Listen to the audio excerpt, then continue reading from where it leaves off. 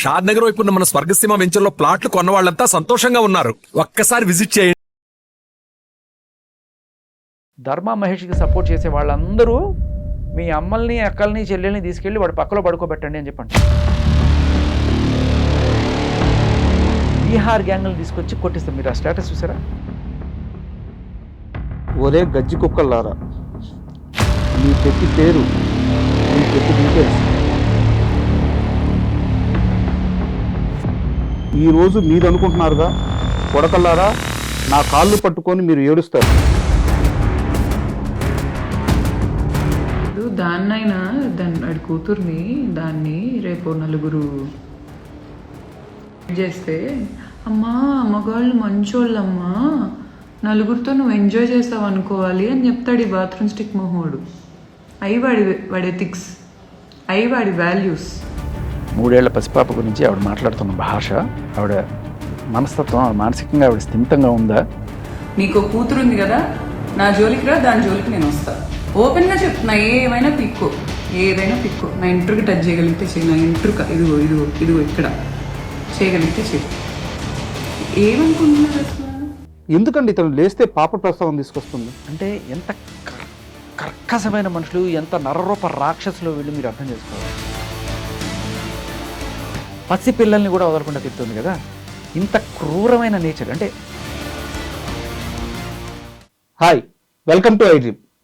ధర్మ మహేష్, గౌతమి చౌదరి వీరిద్దరి వ్యక్తిగత వివాదం ఈరోజు మొత్తం మీడియాలో వైరల్ అవుతుంది.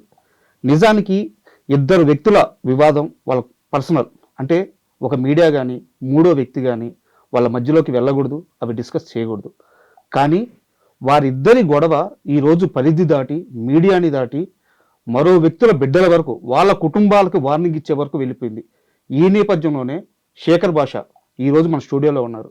అసలు వాళ్ళిద్దరి వివాదంలోకి శేఖర్ భాష ఎందుకు వెళ్ళారు, గౌతమి చౌదరి చాలా దారుణంగా వాళ్ళ కూతుర్ని, శేఖర్ భాష వాళ్ళ కూతుర్ని కూడా టార్గెట్ చేస్తూ ఎందుకు కామెంట్స్ చేస్తుంది, అసలు మొత్తం ఈ వివాదంలో ఏం నడుస్తుంది, ఇవన్నీ కూడా శేఖర్ భాష గారిని అడిగి తెలుసుకుందాం. శేఖర్ భాష గారు నమస్తే అండి. సార్, ఇది వరకు మీతో నేను ఒక ఇంటర్వ్యూ చేస్తున్నాను.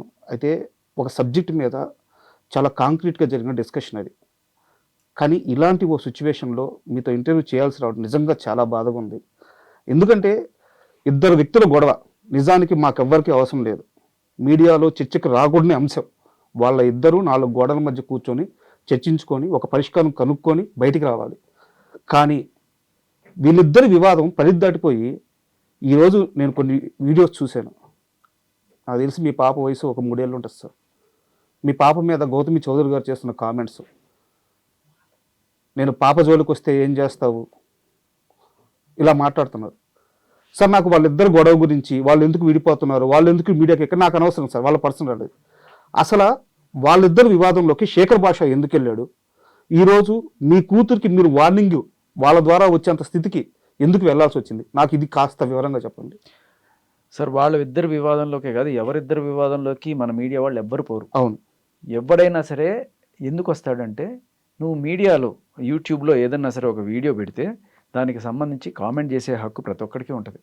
అండ్ అలాగే దానికి సంబంధించిన డిబేట్లు ఇవన్నీ కూడా జరుగుతాయి. ఒకవేళ యూట్యూబ్లోనో లేకపోతే ఏదైనా న్యూస్లో ఛానల్లో చెప్పడం అంటే ఏంటి, ప్రపంచం మొత్తం అది చూడండి, నన్ను చూడండి అని చెప్పి రాజాకి చూపిస్తారు, ఆయనకి చూపిస్తారు, నాకు చూపిస్తారు, అందరం చూడాలనే కదా వాళ్ళు పెట్టింది. చూసినప్పుడు ఏం చేయాలి, ఎవడు ఒపీనియన్ వాడు చెప్తాడు. ఎస్పెషల్లీ కొంత సెలబ్రిటీ స్టేటస్ ఉన్న వాళ్ళని, ఇలా లేకపోతే న్యూస్ అనాలిసిస్ చేసేవాళ్ళు. నేను నిన్న కూడా మన జగవత్ బాబు గురించి మాట్లాడాము, అంతకుముందు ఆవిడ కడలి ఆవిడ గురించి మాట్లాడాము, అప్పుడప్పుడు మాట్లాడుతుంటాం మనం. సో ఏ న్యూస్ వచ్చినా నన్ను ఇలా పిలిచి దానికి సంబంధించిన మీ ఒపీనియన్ ఏంటి, మీ అనాలిసిస్ ఏంటి అని అడుగుతారు. ఒక సోషల్ యాక్టివిస్ట్గా మీరు తీసుకుంటారు. అలా ఈ ఇన్సిడెంట్ కూడా ఆవిడ బయట పెట్టుకోవడం వల్ల వచ్చింది తప్ప, చెప్పాలంటే ఆయన కూడా ఏ రోజు బయటికి రాలి. అవును, ఈవిడే ఫస్ట్ కేసు పెట్టింది, 498A పెట్టింది. సో మనం ఫస్ట్ పాయింట్ ఏంటంటే, 498A పెట్టగానే ఒకసారి ఆ ఎఫ్ఐఆర్ తెప్పించుకొని అంతా చూసాను. నేను చూసిన తర్వాత నాకు అర్థమైంది ఏంటంటే, దాంట్లో బేస్లెస్ ఎలిగేషన్స్ ఉన్నాయి తప్ప ఎక్కడ సాక్ష్యాల ఆధారాలు ఉన్నట్లేవు. ఓకే. సో తర్వాత టీవీ ఛానల్స్కి ఎక్కింది, ఏవో ఆధారాలు చూపిస్తుంది. ఒకవేళ నిజంగానే ఆయన కొట్టిన ఆధారము, తిట్టిన ఆధారము, వరకట్నం అడిగిన ఆధారం ఒక్కటే లేదు దాంట్లో. చూపించే ఆధారాలల్లో ఈయనకి వేరే ఎఫ్ఐఆర్లు ఏవో ఉన్నాయి అది కూడా ఎవరో ఇద్దరు కలిసి నడుచుకుపోతుంటే వీళ్ళిద్దరికి ఎఫ్ఐఆర్ ఉంది అన్నట్టుగా ఆవిడ చూపించడం అనేది చూస్తున్నాం. సో బేసికల్లీ వాళ్ళ గొడవలో మనకెందుకు అనేది మీరు నన్ను అడగడం కాదు, మీరే ఆర్ఎల్స్ ఇలాంటి ఛానల్సే కూర్చోబెట్టి నన్ను దీని గురించి మీరు ఏమనుకుంటున్నారు అని అడిగి తర్వాత ఒక రోజున వాళ్ళ గొడవలకు మీరు ఎందుకు వెళ్ళారు అని అడిగితే ఎంత విచిత్రంగా ఉంటుంది. అంటే అది మా పరిధి నేనే కాదు కాదు కాబట్టి నేను నాకు క్వశ్చన్ అన్నాను. నేనే కాదు, చాలామంది న్యూస్ అనలిస్టులు ఉంటారు, లేడీ యాక్టివిస్టులు ఉంటారు, లేకపోతే రకరకాల ఎంతోమంది ఉన్నారు కదా అనలిస్టులు. సో వీళ్ళందరూ కూడా మాట్లాడతారు. మీ ఛానల్లో నేనేనా బోళ్ళందరూ మాట్లాడతారు కదా. సో వాళ్ళ టాపిక్ తీసినప్పుడు నా ఒపీనియన్ చెప్పే హక్కు రాజ్యాంగం ఇచ్చింది నాకు. ఖచ్చితంగా నేను మాట్లాడచ్చు. I don't need to be a journalist or a expert. ప్రతి ఒక్క పౌరుడికి వాడి ఒపీనియన్ చెప్పే హక్కు వాడుకుంటుంది. మనం చాలా మొదటి నుంచి చాలా నీట్గా స్టెప్ బై స్టెప్ వద్దాం సార్. ఆ ఎఫ్ఐఆర్ కాపీ మీకు తెప్పించుకొని చదువుకున్న తర్వాత మీరు తీసుకున్న స్టాండ్ ఏంటి, మీరు ఏం మాట్లాడారు? సో నేను అదే చెప్పాను, ఇది ఎక్కడ కూడా మనకి ఎవిడెన్స్లు కనిపించట్లేదు. ఓకే, ఇది స్టాండర్డ్ ప్రొసీజర్ ఎఫ్ఐఆర్ లాగా అనిపిస్తుంది. అండ్ దీంట్లో ఒకవేళ ఏమైనా సాక్ష్యాలు ఉంటే ఆవిడ ఆల్రెడీ మీడియాకి వచ్చేసింది కాబట్టి ఆ మీడియాలో ఆవిడ ఇప్పటికే చూపించుండాలి. ఓకే, ఆవిడ నన్ను గృహహింసకి గురి చేశారని చెప్పిన ఆవిడ ఒకనొక ఛానల్లో కూర్చొని ఇవన్నీ కూడా ఆవిడ ఒక 50 లేకపోతే 20 ఇంటర్వ్యూలు ఇచ్చిన తర్వాత అప్పుడు నేను రావడం జరిగింది. సో నన్ను కడుపుతూ ఉన్నప్పుడు ఇట్లా పట్టుకొని తోశాడు అతి క్రూరంగా ఒకటి. ఇంకొకటి నాకు మరీ దారుణంగా 25,000 శారీయే కొనిపెట్టారు. ఆయనకి ₹1,00,000 ప్యాంటు కొనిపెట్టి నాకు 25,000 కొనిపెట్టారు అనేది ఆవిడ రెండో దాంట్లో. ఈ రకంగా ఆవిడ గృహహింస చేశారు. 25,000 పాపం. మరి తర్వాత ఇంకొకటి ఏంటి, ఈవిడ్ని ఒకనొక టైంలో ఇలా గొంతు మీద పట్టుకుని ఇట్లా తోశాడు. ఇంకో టైంలో ఏదో తిట్టాడు, కట్నం తెమ్మని అడిగాడు, ఇలాంటివేవో పెట్టారు. సో వీటిలో దేనికి ఆవిడ సాక్ష్యాలు చూపించలే. మీడియాకు వచ్చి పుంఖాలుగా రోజు వాళ్ళ మీద, వాళ్ళ అమ్మ మీద, వాళ్ళ అక్క మీద. ఆవిడ ప్రాబ్లం ఏంటి, ఈయన తిట్టాడు అనేది. వాళ్ళ అక్కకి ఎవరితో ఎఫ్ఐఆర్లు ఉన్నాయో, లేకపోతే వాళ్ళ అమ్మ పక్కలేసిందనో, ఇటువంటి మాటలన్నీ చెప్పాల్సిన అవసరం ఏంటి? అవును. అండ్ వాళ్ళు లేని వాళ్ళని, వీళ్ళు రాజవంశం వాళ్ళని, వాళ్ళ ఇంట్లో కనీసం బాత్రూమ్ కూడా లేదని, వీళ్ళ దగ్గర చాలా జమీందారీ వంశం అని అన్నీ ఉన్నాయని, నేను భరణం కోసం చేయట్లేదు, నాకు డైవర్స్ ఇస్తే చాలు మొర్రో అని. సో అట్లీస్ట్ ఈ యాంకర్లు ఎవరైతే ఇంటర్వ్యూలు చేస్తున్నారో వాళ్ళు కనీసం అడిగారు, మీకేం కావాలమ్మా, బాగుంది మీరు పెట్టారు కేసు, మీకు ఏం కావాలి? డైవర్స్ కావాలి, నాకు ఇంకేం వద్దు, డబ్బు వద్దు, ఏమొద్దు. సో తర్వాత మధ్యలో గిస్మత్ మండిని పట్టుకొచ్చారు. అవును, అది నాది, నేను చేశాను, అది ఇది అన్నప్పుడు మనం చూస్తున్నప్పుడు ఒక వీడియో దొరికింది. దాంట్లో అంతా ఆయనే చేశాడని ఈవిడే చెప్పింది. నేను చూసాను ఆ వీడియో, స్వతహాగా తనే చెప్పున్నారు. 2021. అవును, 2021లో ఆవిడ ఒక బ్రాంచ్ ఓపెనింగ్కి, విజయవాడ బ్రాంచ్ ఓపెనింగ్కి నిఖిల్ సిద్ధార్థ్ హీరో పక్కన కూర్చొని చెప్పిన వీడియో అది. సో మనం ఏ రోజు ఆవిడని బూతులు తిట్టింది లేదు, లేకపోతే ఆవిడకి వేరే వాళ్ళతో రిలేషన్స్ ఉన్నాయని చెప్పి ఆపాదించింది లేదు. మనం అడిగింది ఒకటే, బిడ్డకి తండ్రిని ఎందుకు దూరం చేస్తున్నావు? ఒకటి, నిజంగా నీదైతే మొన్న 25 జనవరి వరకు ఆయన పేరు మీద ఉంది, 25 జనవరి ఎండింగ్లోనే నీ పేరు మీద రిజిస్టర్ చేశారు, మరి మొదటి నుంచి నాదే అని చెప్తున్నప్పుడు ఇది ఎందుకు అయింది? దీనికి సమాధానాలు చెప్పాలనుకుంటే చెప్పచ్చు, వద్దనుకుంటే తప్పించుకోవచ్చు కూడా. అవును, అడగడమే తప్పులాగా, అడిగితే అవతల వ్యక్తి వీళ్ళ మీద దాడి చేస్తావు, ఫ్యామిలీ మీద దాడి చేస్తావు, కూతురుని అంటావు. మనం అడిగింది సహేతుకరమైన ప్రశ్నలు. ఇప్పుడు నువ్వే మీడియాకి వచ్చి చెప్పావు కదా. తర్వాత ఈ అబ్బాయిని ఏదో రకంగా వాళ్ళ నాన్న వాళ్ళకి ఇష్టమైన పార్టీలో చేర్పించాలని చెప్పి ట్రై చేసి అటువంటి పనులు చేసినట్టుగా వాళ్ళ శ్రేయోభిలాషులు కొంత చెప్పిన నేపథ్యంలో అది ఉందా? ఎందుకంటే మీ నాన్న ఏకంగా చంద్రబాబు నాయుడు కాన్వాయ్ మీద రాళ్ళు వేసిన కేసులో ముద్దాయిగా ఉన్నారు. అంటే దీనికి ఏం సంబంధం లేదు కదా, అవన్నీ దేనికి? ఎందుకు అంటే వీళ్ళేమో టీడీపీ ఫ్యామిలీ, వీళ్ళేమో వైసీపీ ఫ్యామిలీ. ఓకే, సో ఆ గొడవలు మీ దీంట్లో కూడా వచ్చాయా? సో ఏంటంటే మనకి వస్తున్న సాక్ష్యాలు ఇవన్నీ చూసినప్పుడు అక్కడ క్లియర్గా కనబడుతుంది. వాళ్ళ నాన్న వాళ్ళు క్లియర్ కట్గా వద్దనుకున్నారు, వాళ్ళ నాన్న ఆల్రెడీ చెప్పారు ఆ విషయం వచ్చి. సో ఇవన్నీ కూడా మీడియా ముందుకు వచ్చినప్పుడు అడిగాం మనం. అడిగితే ఇదేమన్నా భూతా? లేదు, అడగకూడదా? సో మీకు ఇష్టం లేకపోతే చెప్పక్కర్లేదు. బట్ ప్రజలకు వస్తున్న డౌట్లు, నాకు వస్తున్న డౌట్లు లేదు, ఆయన శ్రేయోభిలాషులకు వస్తున్న డౌట్లు కావచ్చు, వాళ్ళు మన ముందుకు ఏవో ఫార్వర్డ్లు పంపిస్తారు. ఇవన్నీ నిజమా కాదా మనం కొంత పరీక్ష చేసుకోవచ్చు, మనం అడగచ్చు. అసలు మాట్లాడకూడదు, నేను చెప్పిందే వేదం, నేను చెప్పిన దానికి భజన చేయాలి. అవతల వాళ్ళు ధర్మా మహేష్కి సపోర్ట్ చేసే వాళ్ళందరూ మీ అమ్మల్ని అక్కల్ని చెల్లెల్ని తీసుకెళ్ళి వాడు పక్కలో పడుకోబెట్టండి అని చెప్పి అంటుంది. ఇటువంటి సంస్కారహీనమైన లాంగ్వేజ్ ఈ బీహార్ గ్యాంగ్లు తీసుకొచ్చి కొట్టిస్తాం. మీరు ఆ స్టేటస్ చూసారా? మీకు పంపిస్తా చూడండి. చదవనా? ఉమ్. ఒరే గజ్జి కుక్కల్లారా, మీ ప్రతి పేరు, మీ ప్రతి డీటెయిల్స్, మీ ఫ్యామిలీ డీటెయిల్స్ మొత్తం నేను తెప్పిస్తున్నా. ఈరోజు నా క్యారెక్టర్ గురించి మాట్లాడుతున్న ప్రతి చెత్త ఆ కొడుకు ఈ కొడుకు అని ఉంది, నేను ఆ ఓడు అవాయిడ్ చేస్తున్నాను. వాళ్ళందరికీ యూట్యూబ్ మీడియా అడ్డం పెట్టుకొని, ఇన్స్టాగ్రామ్ అడ్డం పెట్టుకొని నా గురించి వాగుతున్న వాళ్ళకి చెప్తున్నా, కొడకల్లారా మీకు ఏమైనా అయ్యేటప్పుడు అది నేనే అని మనసులో గుర్తు తెచ్చుకోండి. ఏ బీహార్ ఓడో వచ్చి గౌతమి చౌదరి అని ఒకటి ఉంది అని మనసులో స్మరించండి. నా వెంట్రుక టచ్ చేయండి. మీరు ఈరోజు మీది అనుకుంటున్నారుగా, కొడకల్లారా నా కాళ్ళు పట్టుకొని మీరు ఏడుస్తారు. It's a promise. జస్ట్ కొన్నాళ్ళు ఆ ఓడు ఆపుకోండి. అంటే ఎవరినిది? సో అదే జర్నలిస్ట్ అందరిని ఉద్దేశించి ఎవరైతే ఆవిడని ప్రశ్నిస్తున్నారో వాళ్ళందరూ అనమాట. అంటే ఒక క్వశ్చన్ చేయకూడదా? చేయకూడదు.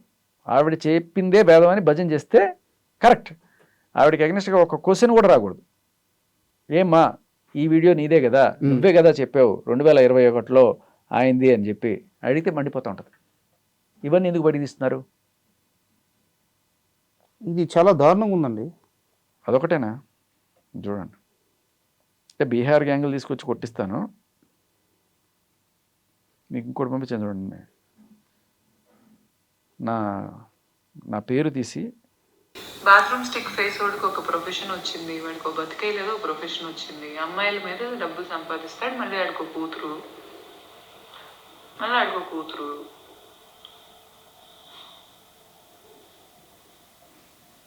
ఇప్పుడు దాన్నైనా వాడి కూతుర్ని దాన్ని రేపు నలుగురు రేప్ చేస్తే వద్దండి.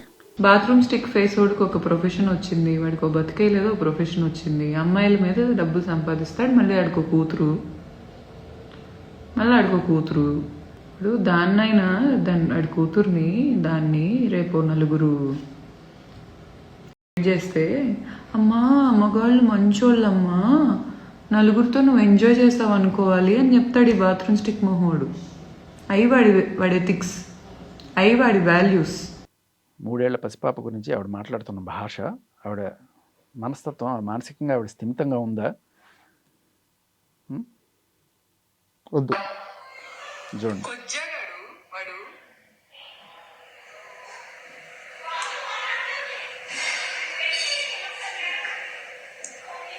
శేఖర్ భాషగాడు, వాడి పేరే నా నోట్లో నుంచి రావటం వాడి మొహానికి చాలా ఎక్కువ. ఒరేయ్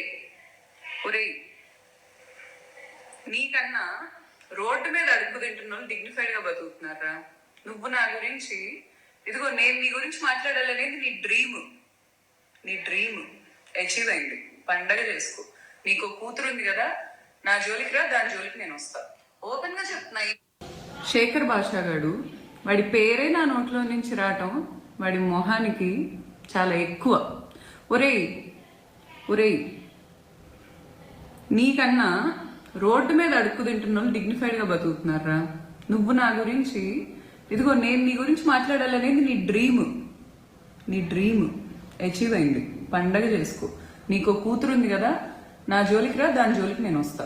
ఓపెన్ గా చెప్తున్నా. ఏదైనా పిక్కో. నా ఇంట్రుకి టచ్ చేయగలిగితే చెయ్యి. నా ఇంట్రుక ఇదిగో ఇక్కడ చేయగలిగితే చెయ్యి.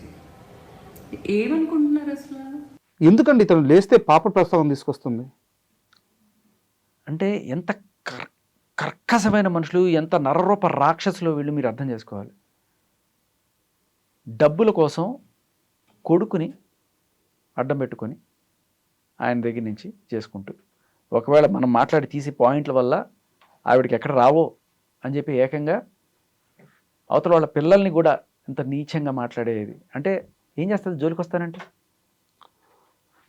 పసి పిల్లల మీద ఇంత నీచంగా మాట్లాడే మనిషి అసలు మనిషేనా? అది తల్లి. Really sorry. అంటే ఇలాంటివన్నీ ఇంటర్వ్యూలో ప్రస్తావించాల్సి వస్తుందని నేను ఎప్పుడు అనుకోలేదు. నాదొక స్ట్రైట్ క్వశ్చన్ ఓపెన్గా అడుగుతాను, మీరు ఓపెన్గా చెప్పండి. మీడియాలో మీరు వాళ్ళ విషయాలు ప్రస్తావించింది కాకుండా ఈ 3-4 రోజుల్లో ఎప్పుడైనా మీరు డైరెక్ట్గా గౌతమి చౌదరి గారికి ఫోన్ చేసి వార్నింగ్ ఇవ్వడం కానీ అబ్యూజ్ వర్డ్స్ వాడడం కానీ జరిగిందా? అసలు ఆవిడ ఫోన్ నంబర్ మనకు తెలీదు, ఆవిడ ఎక్కడో తెలియదు, ఆవిడ ఏ రోజు మాట్లాడని కూడా అనుకోను నేను. మరి మీరు కేవలం కొన్ని ప్రశ్నలు అడిగిన దానికి తను ఈ విధంగా రియాక్ట్ అవ్వాల్సిన అవసరం ఏంటి? నేనే కాదు, ఎవరు అడిగితే వాళ్ళని. అతను ఎవరో విజయ్ అని అతను ఏదో చెప్పాడు, చెప్తే ఒరే పంది మొహవాడా, ఇంక మిగతా వాళ్ళందరూ ఎవరైతే కామెంట్లు పెడతారు, కామెంట్లు పెట్టేవాళ్ళు. నిన్న ఆవిడ లైవ్లో కింద కామెంట్లు, మరి ఏంటి మూర్తి గారు మీకు సపోర్ట్ చేస్తున్నానంటే వాళ్ళందరినీ, ధర్మాకి సపోర్ట్ చేస్తున్నానంటే మీ అక్కల్ని చెల్లెల్ని తీసుకెళ్ళి వాళ్ళ పక్కన పడుకోబెట్టండి రాట. ఎవడు సపోర్ట్ చేస్తే వాళ్ళందరినీ పచ్చి బూతులు తిడుతుందనమాట. ఇంత పచ్చి బూతులు తిట్టగలిగిన ఆవిడ బీహార్ గ్యాంగుల్ని దింపి మనుషుల్ని ఫ్యామిలీని టార్గెట్ చేసి మీ ఫ్యామిలీ డీటెయిల్స్ అన్ని తెప్పించుకుంటున్నా అంటే ఏంటి, ఎక్కడ పోతున్నారు ఏంటి తెలుసుకొని వాళ్ళు అటాక్ చేస్తావా? ఇంత క్రిమినల్ బ్రెయిన్ది కదా. ఫ్యామిలీ డీటెయిల్స్ తెప్పించుకుంటున్నా, కూతుర్ని టార్గెట్ చేస్తా, ఇలా మాట్లాడేవాళ్ళు. భర్త గృహహింసకి గురి చేశారు ఆవిడ. ఆ అమాయకురాల్ని భర్త తిట్టేశారట, తోసేశారట. నమ్మసక్యంగా ఉందా? ఇన్నాళ్ళు అన్ని ఛానల్స్లో కూర్చొని ఏదో మాట్లాడుతుంది అనుకునే వాళ్ళకి ఇవాళ ముసుగు తీసి ఆవిడ నిజస్వరూపం ఏంటో తెలిసింది. అంతా టీవీ5 మూర్తి గారి పుణ్యమే. ఏ రోజైతే ఆయన ఓపెన్గా వచ్చి అవును ఈవిడ వెనకాల నేనే ఉన్నాను అని చెప్పంటే అన్నారు, వద్దు ఛానల్ పేరు వద్దు, ఆయన చేశారు, లైవ్ చేశారు, చూసాం మేము కూడా. అంటే నాకు మాట్లాడుతాను ఇప్పుడు, ఎవరన్నా ఎక్కడన్నా అవినీతి చేశారు అనుకుందాం, వాళ్ళు ఎక్స్పోజ్ చేస్తారుగా మీడియా వాళ్ళు.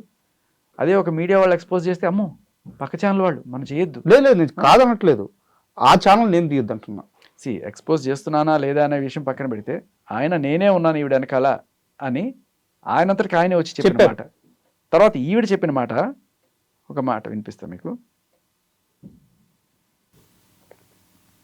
మూర్తి సార్ రివర్స్ అయితే వాడి బతికింటే వాడికి అర్థం కావట్లా.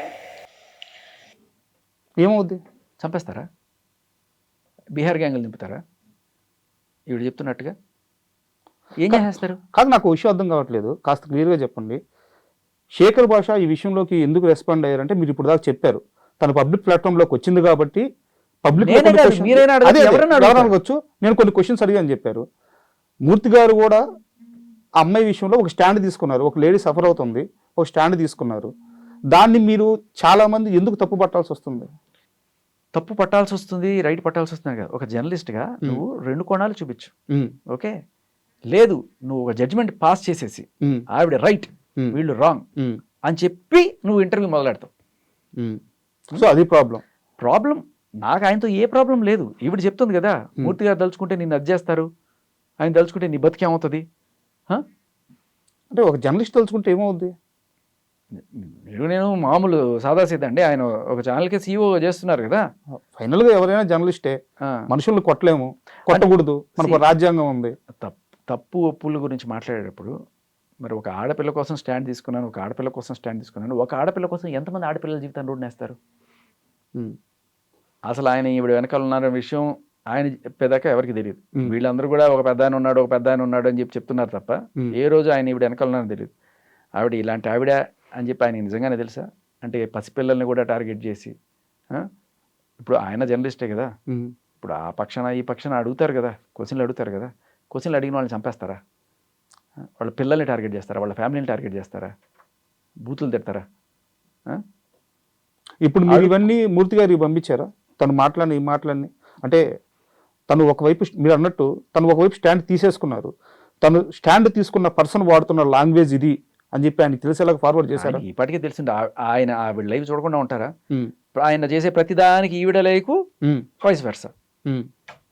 మీరు గమనించండి, మూర్తి గారి ప్రతి వీడియోకి ఈవిడ లైక్ ఉంటుందంట.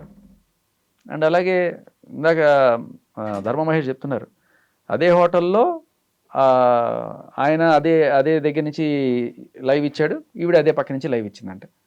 ఓకే. సో ఈయన చెప్తున్నట్టు ఒకసారి గెలవడం అనేది కరెక్ట్ కాదు, ఆయన ఒకటేసారి కలిశానని చెప్పాడు అంటున్నారు. బట్ ఈవిడే చెప్పింది, ఆ వీడియో విన్నారా మీరు? ఒకసారి కాదు 2 సార్లు కలిశానని. ఈరోజు ఎందుకు ఇలా మాట్లాడుతున్నానంటే, మూర్తి సార్ అనే వ్యక్తి అంత decent and gentle person. I don't even remember sir I don't know like I mean అసలు ఒక మగాడితో ఏదో ఒక డిస్కంఫర్ట్ అనిపించింది కదా. I never felt. నేను చాలాసార్లు కలిసాను సార్, నీ అయితే ఏంటి? ఈ రోజు ఎందుకు ఇలా మాట్లాడుతున్నానంటే, మూర్తి సార్ అనే వ్యక్తి అంత decent and gentle person. I don't even remember sir I don't know like I mean అసలు ఒక మగాడితో ఏదో ఒక డిస్కంఫర్ట్ అనిపించింది కదా. I never felt. నేను చాలాసార్లు కలిసాను సార్, నీ అయితే ఏంటి? చాలాసార్లు కలిశానని చెప్తున్నారు. సో జనరల్గా మగాడితో డిస్కంఫర్ట్ ఉంటుంది, ఆయనతో లేదు. అర్థమైందా? అండ్ ఇంకొకటి అదే ఒకసారి కాదు చాలాసార్లు కలిసాను అయితే ఏంటి? వాళ్ళిద్దరు మాటకు చాలా వైరుధ్యం. పాయింట్ చాలాసార్లు కలిసేవారు అనేది ఈవిడ చెప్తుంది, ఆయన ఒకటేసారి కలిసాను అని చెప్తున్నారు. అవును. ఎందుకు అలా చెప్పాల్సి వచ్చింది? అండ్ అంటే మనం అపార్థం చేసుకోకూడదు అని చెప్పి ఒక జర్నలిస్టు నిన్న ఈయన మూర్తి గారి సీనియర్ ఓకే ఆయన ఒక వీడియో పెట్టారు, మీరందరూ అలా అపార్థం చేసుకోకండి, ఆయన నేను దగ్గరుండి చూశాను, విజయవాడలో ఇట్లాగే ఎవరికి ఆడవాళ్ళకి ప్రాబ్లం వచ్చినా ఆయన ముందుంటారని చెప్పి మీకు అది కూడా పంపిస్తున్నాను చూడండి. ఓకే, ఇప్పుడు తెలిసిపోద్ది కదా వాళ్ళ సీనియర్ చెప్పారంటే. మీరు ఎప్పుడైనా నమ్ముతారా? ఆయన ఏం చెప్పాడు వినండి. అంటే అపార్థాలు చేసుకోకండి ఆయన. హాయ్ ఫ్రెండ్స్, జర్నలిజం ద్వారా ప్రజల అభివృద్ధికి కాదు చూస్తేనేమో ఆయన అపరిభేషణుడు, పెళ్లి వద్దనుకున్న వ్యక్తి. కానీ ఇట్లాంటి ఆరోపణలు వస్తూ ఉన్నాయి, అది నాకు అర్థం కాదు. అయితే బహుశా ఆయన అంటే వారలేని వాళ్ళు, ఆయన ప్రగతిని చూసి ఈర్ష్యపడేవారు ఇలాంటి పుట్టిస్తూ ఉండవచ్చు. మచ్చుకొని మీకు మనవి చేస్తాను. ఆయన విజయవాడ ఈటీవీ కార్యాలయంలో పనిచేస్తున్నప్పుడు మాకు దగ్గరలోనే ఉన్న అశోక్ నగర్లో ఒక చోట అద్దెకుండేవారు. అయితే ఆ అద్దెకుంటున్నప్పుడు ఆ ఇంట్లో బహుశా కాంపౌండ్లో ఉన్న వాళ్ళు ఎవరితోనో వీరికి ఏదో సంబంధం ఉందని గట్టిలో 1,00,000 అన్నారు. కానీ మేము నమ్మలేదు వాటిని. అయినా వాటిని పెద్ద సీరియస్గా తీసుకోలేదు. ఆ తర్వాత కొంతకాలానికి మూర్తి గారు విజయవాడ హైదరాబాద్ ట్రాన్స్ఫర్ అయ్యారు. ఆ తర్వాత వాళ్ళు ఏం ప్రారంభమో ఆయనపై అదే రకమైన ఆరోపణలు వచ్చాయి.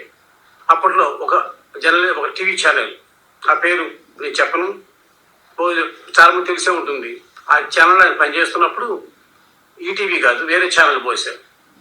ఆ ఛానల్లో పనిచేసి ఒక జర్నలిస్ట్ కప్పుల్లో ఒక ఆవిడ ఏదో బాధ ఉందనో, ఇవాళ ఈ గౌతమి చౌదరి లాగా ఇంకేదన్నా బాగా ఇబ్బంది ఉందనో చౌదరికి మన మూర్తి గారికి చెప్పుకుందని మూర్తి గారు ఆవిడ్ని ఎంతో ఆదరించి తన ఫ్లాట్లో ఉంచుకున్నారని, అది గిట్టని ఆవిడ భర్త గారు, ఆయన కూడా ఒక జర్నలిస్టే అంటారు, ఆయన గారు మూర్తి గారు కాళ్ళ వెళ్ళబడి తనకు బుద్ధి వచ్చిందని, తన భార్యను తనకు అప్పచెప్తే వెళ్ళి కాపురం చేసుకుంటానని ఎంతో బతుకున్నప్పటికీ కూడా స్త్రీజన పక్షపాతి, అబలలు కన్నీళ్లు పెడితేనో లేదా అతను కొద్దిగా బాధపడితే కూడా ఏమాత్రం తట్టుకోలేని మూర్తి గారు దానికి ఒప్పుకోలేదని, దాంతో ఆయన వద్ద కొంతకాలం ఉండిపోయిందని, ఇది తట్టుకోలేని ఆ పిచ్చి మహారాజు ఆ జర్నలిస్ట్ ఆవిడ భర్త గారు బహుశా ఆత్మహత్యకి ఎత్తించడను లేదా ఒంటిపై కిరోసిన్ పోసుకుని సాగుబతుల మధ్య చనిపోయడం లేదా తెలియదు, అనామకంగా ఆ ఇష్యూ అట్లా అయిపోయింది.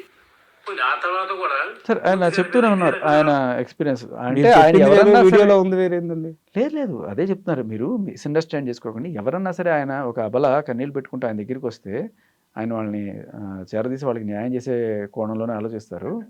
సో కాకపోతే 2 విషయాలు, ఇప్పుడు కొట్టాడు తిట్టాడు లేకపోతే ఏదో అయింది గొడవ అయింది అని చెప్పి ఒక ఆడపిల్ల నీ దగ్గరికి వచ్చి చేసినప్పుడు 2 రకాలుగా ఆలోచించవచ్చు.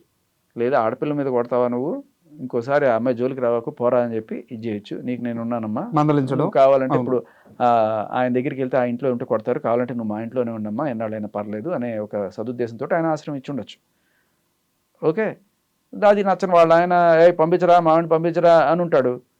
ఈయనేమో నాకు తెలుసురా నువ్వు పంపిస్తే నువ్వు ఇట్లా కొట్టి తిట్టి ఇది చేస్తావు, ఇంకా గట్టిగా మాట్లాడంటే నేను పోలీస్ కంప్లైంట్ ఇస్తాను. ఇప్పుడు ధర్మ మహేష్ ఇట్లాగే సేమ్ యాజ్ ఇట్ ఈస్గా తన కూతురుని చూసుకోవడానికి ఎక్కడికి వెళ్తే, సో కొడుకుని చూసుకోవడానికి వెళ్తే అతని మీద పోలీస్ కంప్లైంట్ ఇచ్చి అతన్ని షీటింగ్స్లో పంపించి అక్కడ ఇంకొకసారి వాళ్ళ ఇంటికి వెళ్ళకూడదు అని చెప్పి గట్టిగా చెప్పిన నేపథ్యం అదే చూస్తున్నాం మనం. సో అంటే ఆయన అలా ఫీల్ అవుతారేమో. సో వీళ్ళు వెళ్తే వాళ్ళకి ఇబ్బంది అవుతుంది, భర్త దూరంగా ఉంటేనే వీళ్ళు శ్రేయస్కరంగా ఉంటారు. సరే భర్తతో మెల్లగా ఎప్పుడు ఒకటి మాట్లాడి సెటిల్ చేద్దాం అనుకుంటున్నారేమో. బట్ ఈ లోపలే ఆ పిచ్చి మహారాజు ఆత్మహత్యాయత్నం చేసి కిరోసిన్ పోసుకొని ఏదో అయ్యాడని మరి చెప్తున్నారు కదా. చేయకి ఏం చేస్తారు సార్? భార్యని అన్ని రోజులు పోయి అక్కడ ఇంట్లో అవును, పెట్టుకుంటారు. నువ్వు భార్యను కొడుతుంటే చూస్తూ ఊరుకోవాలా? అందుకని ఇంట్లో పెట్టుకుంటారు. నీ పాపం పండింది, నువ్వే కిరసనాలు పోసుకొని వస్తావు. అర్థమైందా? ఇలా అర్థం చేసుకోవాలా? అదే అంటున్నాను. ఇప్పుడు రెండు రకాలుగా ఆలోచించవచ్చు. కలపాలనుకునే వాళ్ళు ఉంటారు, విడిపోతేనే వీళ్ళు హాయిగా ఉంటారు అనుకునే వాళ్ళు ఉంటారు. నిజమేనా ఇప్పుడు ఆయన చెప్పింది ఉండి- మొత్తం వీడియోలో? మరి ఆయన గురువు గారో లేకపోతే ఆయన కన్నా Senior అని జర్నలిస్ట్. చెప్తున్నారు. సో ఇది నిన్న నుంచి అన్ని చోట్ల వచ్చింది, నాకు సర్క్యులేట్ అవుతూ వచ్చింది. అంటే ఎవరైనా సరే ఇలా వచ్చినప్పుడు నీ ఆలోచన మోడ్ ఒక రకంగా ఉంటుంది, నా ఆలోచన ఆయన ఆలోచన విధానం అది. ఇన్ఫ్యాక్ట్ ఇదే టైప్లో ఏ రోజైతే డిబేట్ పెట్టారో ఆ రోజున ఇందాక ఆ టీవీ ఛానల్లో కూడా చూపిస్తున్నారు. లైవ్ నడిచింది. ఫస్ట్ మహేష్ వచ్చి విక్ టీవీలో తన గోడంతా వెళ్ళబోసుకున్న తర్వాత అయ్యో బిడ్డ కోసం ఇంత అల్లాడిపోతున్నావా అనే నేపథ్యం కావచ్చు, లేదు నీకు బిడ్డను చూడాలని ఉందా అని ఒక స్టేట్మెంట్, ఐ మీన్ ఒక వాట్సాప్ మెసేజ్ ఆయనకు వస్తుంది. అంటే దాని అర్థం ఎలాగైనా అర్థం చేసుకోవచ్చు. పాపం ఆయన బిడ్డను చూడడానికి తహతహలాడుతున్నాడని బాధపడిన వాళ్ళ అత్తగారు ఇలా బిడ్డను చూస్తావా నాయన అని అడుగుండొచ్చు. అవును, అడిగారు. లేదు నీకు బిడ్డను చూడాలని ఉందా, అయితే నువ్వు ఇవన్నీ మాని. ఆ స్టేట్మెంట్లు మనం ఎలాగైనా అర్థం చేసుకోవచ్చు. ఇప్పుడు మూర్తి గారు ఆయన దగ్గరికి వెళ్తే ఆయన కొట్టి చంపేస్తాడని అర్థం చేసుకొని ఆయన్ని దూరం పెట్టుండొచ్చు. లేదయ్యా ఇద్దరు కలిసి ఉండండి కొట్టుకోకుండా అని చెప్పేది కూడా ఎలాగైనా మనం అర్థం చేసుకోవచ్చు. ఆ స్టేట్మెంట్లో అన్ని అర్థాలు ఉన్నాయి. ఒకటి, నీకు బిడ్డను చూడాలని ఉందా, అయితే ఇటువంటివన్నీ ఆపే. అక్కడ క్వశ్చన్ మార్క్. లేదు బిడ్డను చూడాలని ఉందా, అయితే బాబు అంటే అవును అత్తమ్మ చూడాలని ఉంది అని నేను వెంటనే పెట్టాడు, రిప్లై ఇచ్చాడు. పెట్టిన తర్వాత వారు కూడా సరే, వాళ్ళ అత్తగారు ఇవాళ కూడా- సాయంత్రం చూపిస్తాను అవును, అని కూడా చెప్పారు. బాబు నిజంగా నీకు ఉద్యోగిని చూడాలని ఉందా? చూడాలని ఉంది అత్తమ్మ, అందుకనే కదా ఇన్నాళ్ళు ఇది చేస్తున్నాను, పద్దాక గుర్తొస్తున్నాడు అంటే ఈవినింగ్ చూపిస్తాను అంది. అదే ఈవినింగ్ ఈయన డిబేట్ పెడతాడు. ఇంకా డిబేట్ పెరిగెట్టు. అంటే నేను ఇక్కడ మొహమాటం ఏం లేదు సార్, నేను ఆ ఛానల్లో విందే చెప్తున్నాను. మహేష్ గారు స్వయంగా చెప్పారు, బిడ్డను తీసుకొచ్చి చూపించే సమయానికి మూర్తి గారే అడ్డుకొని అక్కడ డిబేట్కి తీసుకెళ్లారు. అక్కడి నుంచి ఇంకా గ్యాప్ పెరిగిపోయిందని మహేష్ గారు చెప్పారు.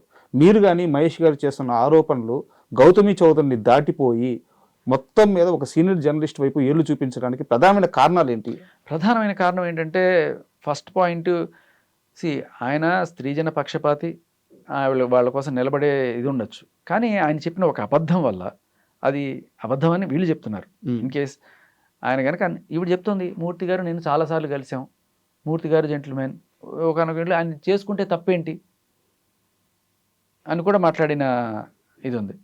సో ఇటువంటివి ఈవిడ చెప్తున్నప్పుడు ఒక పక్క ఆయనేమో లేదు ఏదో ఒకసారి రెండు సార్లు కలిశాను అన్నట్టుగా ఆయన చెప్తున్నారు. చూసే వాళ్ళకి ఎందుకు ఈయన ఇలా చెప్పాల్సి వస్తుంది? నిజంగానే ఇంకొకటి ఏంటంటే, ఎవరన్నా సరే ఒక అమ్మాయికి నువ్వు న్యాయం చేయాలనుకుంటే వాళ్ళు మీ ఆఫీస్కి వచ్చి చెప్తే బాగుంటుంది తప్ప, ప్రజల వద్దకే పాలనలాగా మీరే వాళ్ళ ఇంటికి వెళ్ళిపోయి వాళ్ళు ఆయన తినే కంచంలో తిని ఇవి చెయ్యాలా? నేనేమి అది తప్పు పట్టను, న్యాచురల్గానే వెళ్ళి ఉండొచ్చు. కానీ చూసే వాళ్ళకి ఏమనిపిస్తుంది, నువ్వు మూర్తి అంటే ఒక న్యాయమూర్తి స్థానంలోనే కూర్చున్నావు, నువ్వు ఒక పెద్ద ఛానల్కి సీఈఓగా ఉన్న నువ్వు, నీకు ఇటువంటిది ఏదైనా వచ్చినప్పుడు వాళ్ళ ఇంటికి వెళ్ళి వాళ్ళ దీంట్లో ఉండి వాళ్ళతో అంత ఫ్రెండ్లీగా ఉండి రోజు వాళ్ళని కలుస్తున్నప్పుడు అవతల వాళ్ళతో మాట్లాడేవా? బాబు అవతల పర్సన్తో కూడా చర్చించాలి. అవును, అంటే ఇద్దరిని కలపడానికి ట్రై చేసి ఉంటే ఆయన చెప్పింది నిజమైతే ఆ పిచ్చి మహారాజు కిరసనాలు పోసుకొని చచ్చిపోయే ప్రయత్నం చేయాల్సిన అవసరం లేదు కదా. ఇప్పుడు ఎవరన్నా దీనికి వస్తే మొగుడు పెళ్ళాలని కలపాలనుకునే దీంతో మాట్లాడడం ఒక పద్ధతి. సరే వీళ్ళకి కలవదు అనుకుంటే అది వేరే విషయం. కానీ ఈయన అన్నాళ్ళు ఆవిడతో ఉన్నప్పుడు, ఐ మీన్ ఆవిడతో రెగ్యులర్గా కలుస్తున్నారని ఆవిడ చెప్తున్న నేపథ్యంలో మూర్తి గారు, అండ్ అలాగే నా వెనకాల మూర్తి గారు ఉన్నారని ఈవిడ చెప్పుకుంటూ, మూర్తి గారు కోపం వస్తే నీ పని అయిపోతుందని చెప్తున్న నేపథ్యంలో ఆయన ఓపెన్గానే ఆవిడ నేను సపోర్ట్ చేస్తున్నాననే నేపథ్యంలో మనం దీంట్లో ఎటువంటి డౌట్ లేదు, మూసుకోలేదు, ఓపెన్ ఆయన ఉన్నాడు అని చెప్పేది. సో ఈ రిలేషన్ అటువంటిదా లేకపోతే నార్మలా అనేది కదా ఇప్పుడు బయట చర్చనీయాంశం. అటువంటిది అని అనుకుంటే అటువంటిది ఎందుకు అదే అంటున్నాను. ప్రూఫ్ అంటే ఏంటి? ఇప్పుడు రీతూ చౌదరికి ఈయనకి అంటగట్టారు ఈవిడే, ఈవిడ అంటే ఈవిడ మనస్తత్వం ఒకసారి అర్థం చేసుకోండి. ఇవాళ ధర్మ ఒక టీవీ ఛానల్లో ఇంటర్వ్యూకి వెళ్ళాడు. ఆ ఇంటర్వ్యూ చేస్తున్నాగా ఈవిడ వెంటనే వచ్చేసింది. గత 30-40 రోజులుగా ఈవిడ రోజు ఇంటర్వ్యూ ఇస్తున్నా ఏ రోజు వాళ్ళు వచ్చి ఆపలేదు, అరవలేదు. బట్ వీళ్ళ నాన్న కానీ ఈయన కానీ ఎక్కడైనా ఇంటర్వ్యూలో కనబడితే ఈవిడ వచ్చేసి వీళ్ళు నా గురించి ఏం చెప్పేస్తారో అనే భయం, లేకపోతే ఆ ఇంటర్వ్యూ మొత్తం రభస చేసేసి ఫ్యాక్ట్స్ బయటికి రాకుండా చూసుకోవడము, లేకపోతే మూర్తి గారి గురించి ఏమన్నా విషయాలు బయటకు వచ్చేస్తాయి అది ఏదో రకంగా ఆపాలి అనుకోవడము తెలియదు. సో వచ్చిన ప్రతిసారిగా మూర్తి గారిని కవర్ చేయడానికే ఈవిడ తాపత్రయపడుతున్నట్టు ఆ మాటల్లో తెలుసు. లేదండి, ఒక స్ట్రైట్ క్వశ్చన్, ఒక సీనియర్ జర్నలిస్ట్కి ఒక పర్టికులర్ కేసులో ఒక స్టాండ్ తీసుకొని ఇంత ఫైట్ చేసుకొని అంటే తన సైడ్ నుంచి ఆలోచిస్తే తన ఇన్ని నిందలు అసలు ఏం అవసరం మూర్తి గారికి? అదే నేను అంటున్నా. ఇప్పుడు ఒక ఆవిడ్ని గుంజకు కట్టేసి ఒకడు కొట్టాడు, వీడియో మీరు ఈ మధ్యకాలంలో చూసి. అవును. అటువంటి దాంట్లో ఒక అబల పాపం నిస్సహాయరాలు అటువంటి స్టేజ్లో ఉంది. అటువంటి వాళ్ళ వెనకాల నిలబడ్డం వేరు. నాకు నెల ఖర్చే 10 లక్షలు. ఆవిడకి లాయర్లు ఉంటారు, ఆవిడ ఫోన్ చేయగానే వచ్చి ఈయన పట్టుకెళ్ళిపోయి పోలీసులు ఉంటారు, ఆవిడ వెనకాల ఇలా టీవీ ఛానల్ సీఈఓలే ఉంటారు. ఇంతమంది ఉండి ఆవిడ అబలేంటండి? కాదు కదా. అండ్ అలాగే ఇన్ని బూతులు తిట్టగలిగిన ఆవిడ్ని ఈయన రివర్స్లో ఏమైనా తిట్టగలడా అని నాకు డౌట్ వస్తుంది. మీరు ఆ విషయంలో గట్టిగా క్వశ్చన్ చేయొచ్చు. అక్కల్ని అందరినీ తిడుతోంది కదా, పసి పిల్లల్ని కూడా వదలకుండా తిడుతోంది కదా. ఇంత క్రూరమైన నేచర్ అంటే 3 ఏళ్ల పసిపిల్ల గురించి అలా మాట్లాడతారండి. నలుగురు వచ్చి రేప్ చేస్తే అనే మాట ఎంత. సారీ, ఆ వీడియో విన్నాను. ఆ ఓడు కానీ ఆ వీడియో కానీ బయటికి రావద్దనే నేను ప్రస్తావించట్లేదు. అది ఇంకా దారుణంగా ఉంది, వద్దండి. వెరీ వెరీ వెరీ సారీ ఇలాంటి సిచ్యువేషన్ వచ్చినందుకు. నేను ఇప్పుడు ఆవిడ ఇలా నీచమైన భాష మాట్లాడితే, నన్ను ఏదో తిట్టేస్తే నేను ఆగుతాను, వీడికి అవమానం అయిపోతుంది అని చెప్పి అనుకుంటుందేమో. ఎవరికి అవమానం అవుతుంది? నువ్వేంటో ప్రపంచానికి తెలుస్తుంది, నీ బుద్ధి ఏంటో ప్రపంచానికి తెలుస్తుంది. ఇంత క్రిమినల్ మైండా, ఆఖరికి పసిపిల్లలకి కూడా టార్గెట్ చేసేంత నీచమైన మెంటాలిటీయా అనేది ఇప్పుడు ప్రపంచం మొత్తం తెలుస్తుంది. ఇది జనాలకి తెలియాలి, ఆవిడ నిజస్వరూపం బయటకు తెలియాలి. ఇన్నాళ్ళు ఒక ముసుగేసుకొని నేను చాలా అమాయకురాలని, నాకు అన్యాయం జరిగిపోయిందని చెప్తున్న ఆవిడ నన్ను గృహహింస చేశారు, ఇది చేశారు, ఇది చేస్తానని చెప్పి ఆవిడ నోరు, ఆవిడ భాష, ఇవన్నీ కూడా ఎలా ఉన్నాయి? మీకు ఇంకోటి చెప్తా. ఇప్పుడు సరే, పెళ్ళికి ముందు ఎఫ్ఐఆర్ ఉంటే తప్పేంటి, పెళ్ళి తర్వాత కూడా ఉంటే తప్పేంటి, ఆయన చేసుకుంటే తప్పేంటి, ఇవన్నీ కూడా మాట్లాడింది. సరే ఫైన్. కానీ ముందు తర్వాత వదిలే, ముందు ఎవరితోనూ ఉన్నా వదిలే, అదే నేను తప్పు పట్టను. కానీ పెళ్ళి చేసుకుని ఉన్న భర్తని నువ్వు, నీకన్నా వాళ్ళు బాగున్నారు, నీకన్నా చాలామంది బాగున్నారు, వాళ్ళందరూ నాకు ట్రై చేస్తుంటారు, నేను నిన్ను ఏదో చూసి నువ్వు వెంబడబడ్డావు నా కోసం అని చెప్పి నేను చేసుకున్నాను, వాళ్ళు బాగుంటారు, వీళ్ళు బాగుంటారు, అంతకుముందు వాడు నన్ను అలా చూసుకున్నాడు, ఇలా చూసుకున్నాడు, ఇలాంటి మాటలని ఏ భార్య అయినా సరే భర్తతో చెప్తే ఆ భర్త సంసారం చేయగలడా? ఎప్పుడైనా సరే. ఇప్పుడు సంసారం అనేది నిజానికి చెప్పాలంటే మగాడి ఇనిషియేటివ్తోనే ఉంటుంది. ఒకవేళ చాలాసార్లు ఆడవాళ్ళకి ఇష్టం లేకుండా కూడా పిల్లల కోసమో ఏదో సంసారం జరగచ్చేమో, కానీ ఒకవేళకి మగాడికి ఇష్టం లేకపోతే సంసారం జరగదు. ఒక్కసారి మగాడి కాన్ఫిడెన్స్కి కనుక దెబ్బ పడిందంటే వాడు ఎంత చేయాలనుకున్న సంసారం కూడా చేయలేడు. ఎంత బయట ఎవరిని చూసైనా సరే వాడు మోజు పడచ్చేమో, కానీ ఇంటికి రాగానే ఆవిడ చూడంగానే ఒక దాన్ని ఏమంటారంటే అండర్ కాన్ఫిడెన్స్ గురి, అంటే ఇవిడికి నేను నచ్చను, నేనేం చేసినా ఇవిడ నన్ను తిడుతుంది. అలాంటప్పుడు నీకు ఆవిడని చూస్తే ఏ రకమైన ఫీలింగ్స్ రావు. సరే, వాళ్ళ పర్సనల్స్ మనకొద్దు, మన ఇంటర్వ్యూ కూడా టాపిక్ కాదు. నేను చెప్పేది గృహహింస అంటే ఏంటంటే, ఇలా ఆయన చెప్పిన మాట నేను చెప్తున్నా. ధర్మ మహేష్ ఆవిడ స్టేటస్లు పెట్టింది, you are not appealing to me. నా కోసం 100 మంది బయట, ఇప్పుడు నేను చిటికలో నాకు బాయ్ ఫ్రెండ్ తెచ్చుకోవాలంటే చిటికలో పని, నాకు వాళ్ళు ఇది పెడుతున్నారు, వీళ్ళు ఇది పెడుతున్నారు, నన్ను పెళ్లి చేసుకోవడానికి ఎంతమంది రెడీగా ఉన్నారు, ఇటువంటివన్నీ చెప్తుంటే ఆయన ఆల్రెడీ నా ముందు చాటింగ్ చేస్తుందండి. వేరే వాళ్ళు ఎవరో ఈ ముద్దు సింబళ్ళు, లవ్ సింబళ్ళు ఏవో పెడుతుంటే ఏమన్నా అంటే ఇది నా ప్రైవసీ, నాకు వేరే నెంబర్ ఉంది, నీకు చెప్పాల్సిన అవసరం లేదు, ఇటువంటి మాటలన్నీ మాట్లాడుతుందండి. ఏమి లేకపోవచ్చు, అదొక ఫ్యాన్ ఇది ఫీల్ అవ్వచ్చు, కానీ అవతల ఒక హస్బెండ్ ఎలా ఫీల్ అవుతాడు? అంటే అంటే వీళ్ళ పర్సనల్ అంటే నేను ఆగుతున్నాను. ఒక భార్యని భర్త, నీకన్నా అమ్మాయి బాగుంటుంది, నువ్వు వేస్ట్ దానివి అనకూడదు ఇలా అన్నప్పుడు ఆవిడకి ఎలా ఉంటుంది? అది గృహహింస అయినప్పుడు ఇది గృహహింస కాదా? బట్ బేసికలీ మగాడి బతుకు ఏంటంటే ఎటువంటి సెక్షన్స్ లేవు. ఉమ్. వాళ్ళు వెళ్ళి పెట్టచ్చు 498A. మగాడు పెట్టడానికి ఏం లేదు. వాళ్ళు తిట్టినా కొట్టినా నీకు చచ్చిపోవాలి తప్ప వేరే ఆప్షన్ లేదు.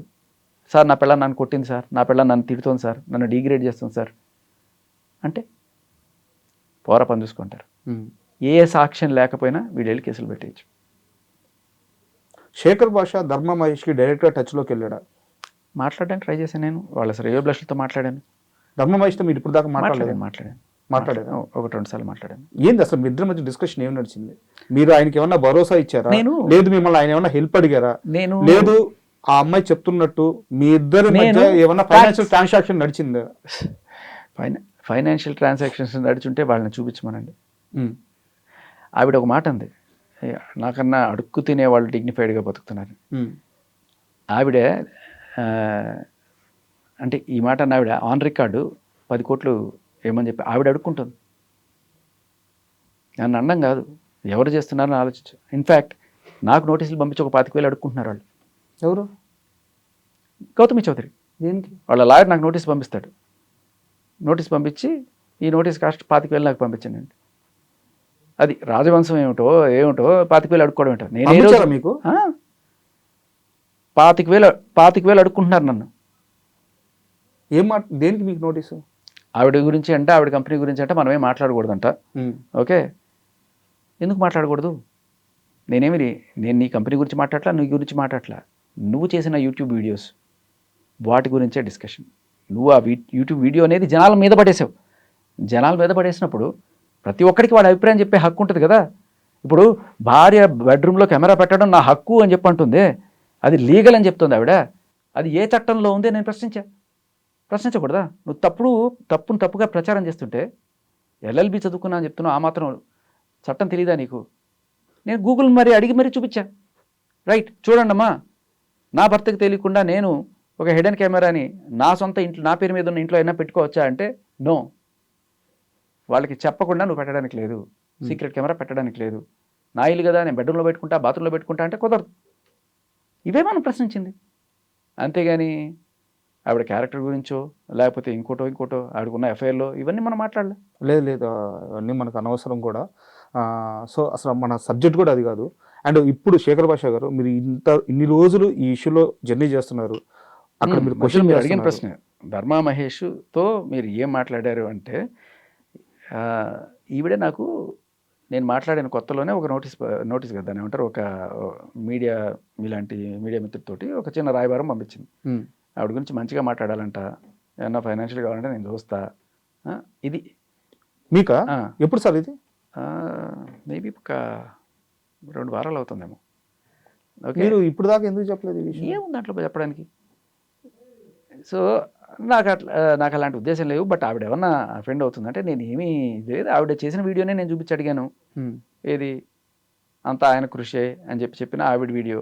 తర్వాత వాళ్ళ నాన్న మీద ఉన్న ఎఫ్ఐఆర్ ఏదో నాకు వచ్చింది. సో ఇది నిజమా కాదా, ఏది అబద్ధం చెప్పండి, నేను చెప్పిన దాంట్లో నేను చూసుకుంటాను, నేను సరి చేసుకుంటాను అనగానే వాళ్ళు ఒక డాక్యుమెంట్ పంపించారు. అదేంటంటే ఆ కిస్మత్ మండిని ఈవిడ పేరు మీద ట్రాన్స్ఫర్ చేసింది. అది కూడా నాకు డౌట్స్ రేవుకెత్తింది. జనవరిలో ఎందుకు ట్రాన్స్ఫర్ అయింది? రోజు నాదని చెప్తున్నారు కదా, జనవరిలో చేయాల్సిన పని ఏంటి? అప్పుడు నేను వెరిఫికేషన్ కోసం వాళ్ళ మేనేజర్ని వాళ్ళని కాంటాక్ట్ చేయడానికి ట్రై చేస్తే త్రూ ఇలాగే ఫ్రెండ్స్తో ఆయన మాట్లాడినప్పుడు ఆయన చెప్పుకొచ్చింది ఏంటంటే, ఇదంతా కొడుకు గురించి అండి.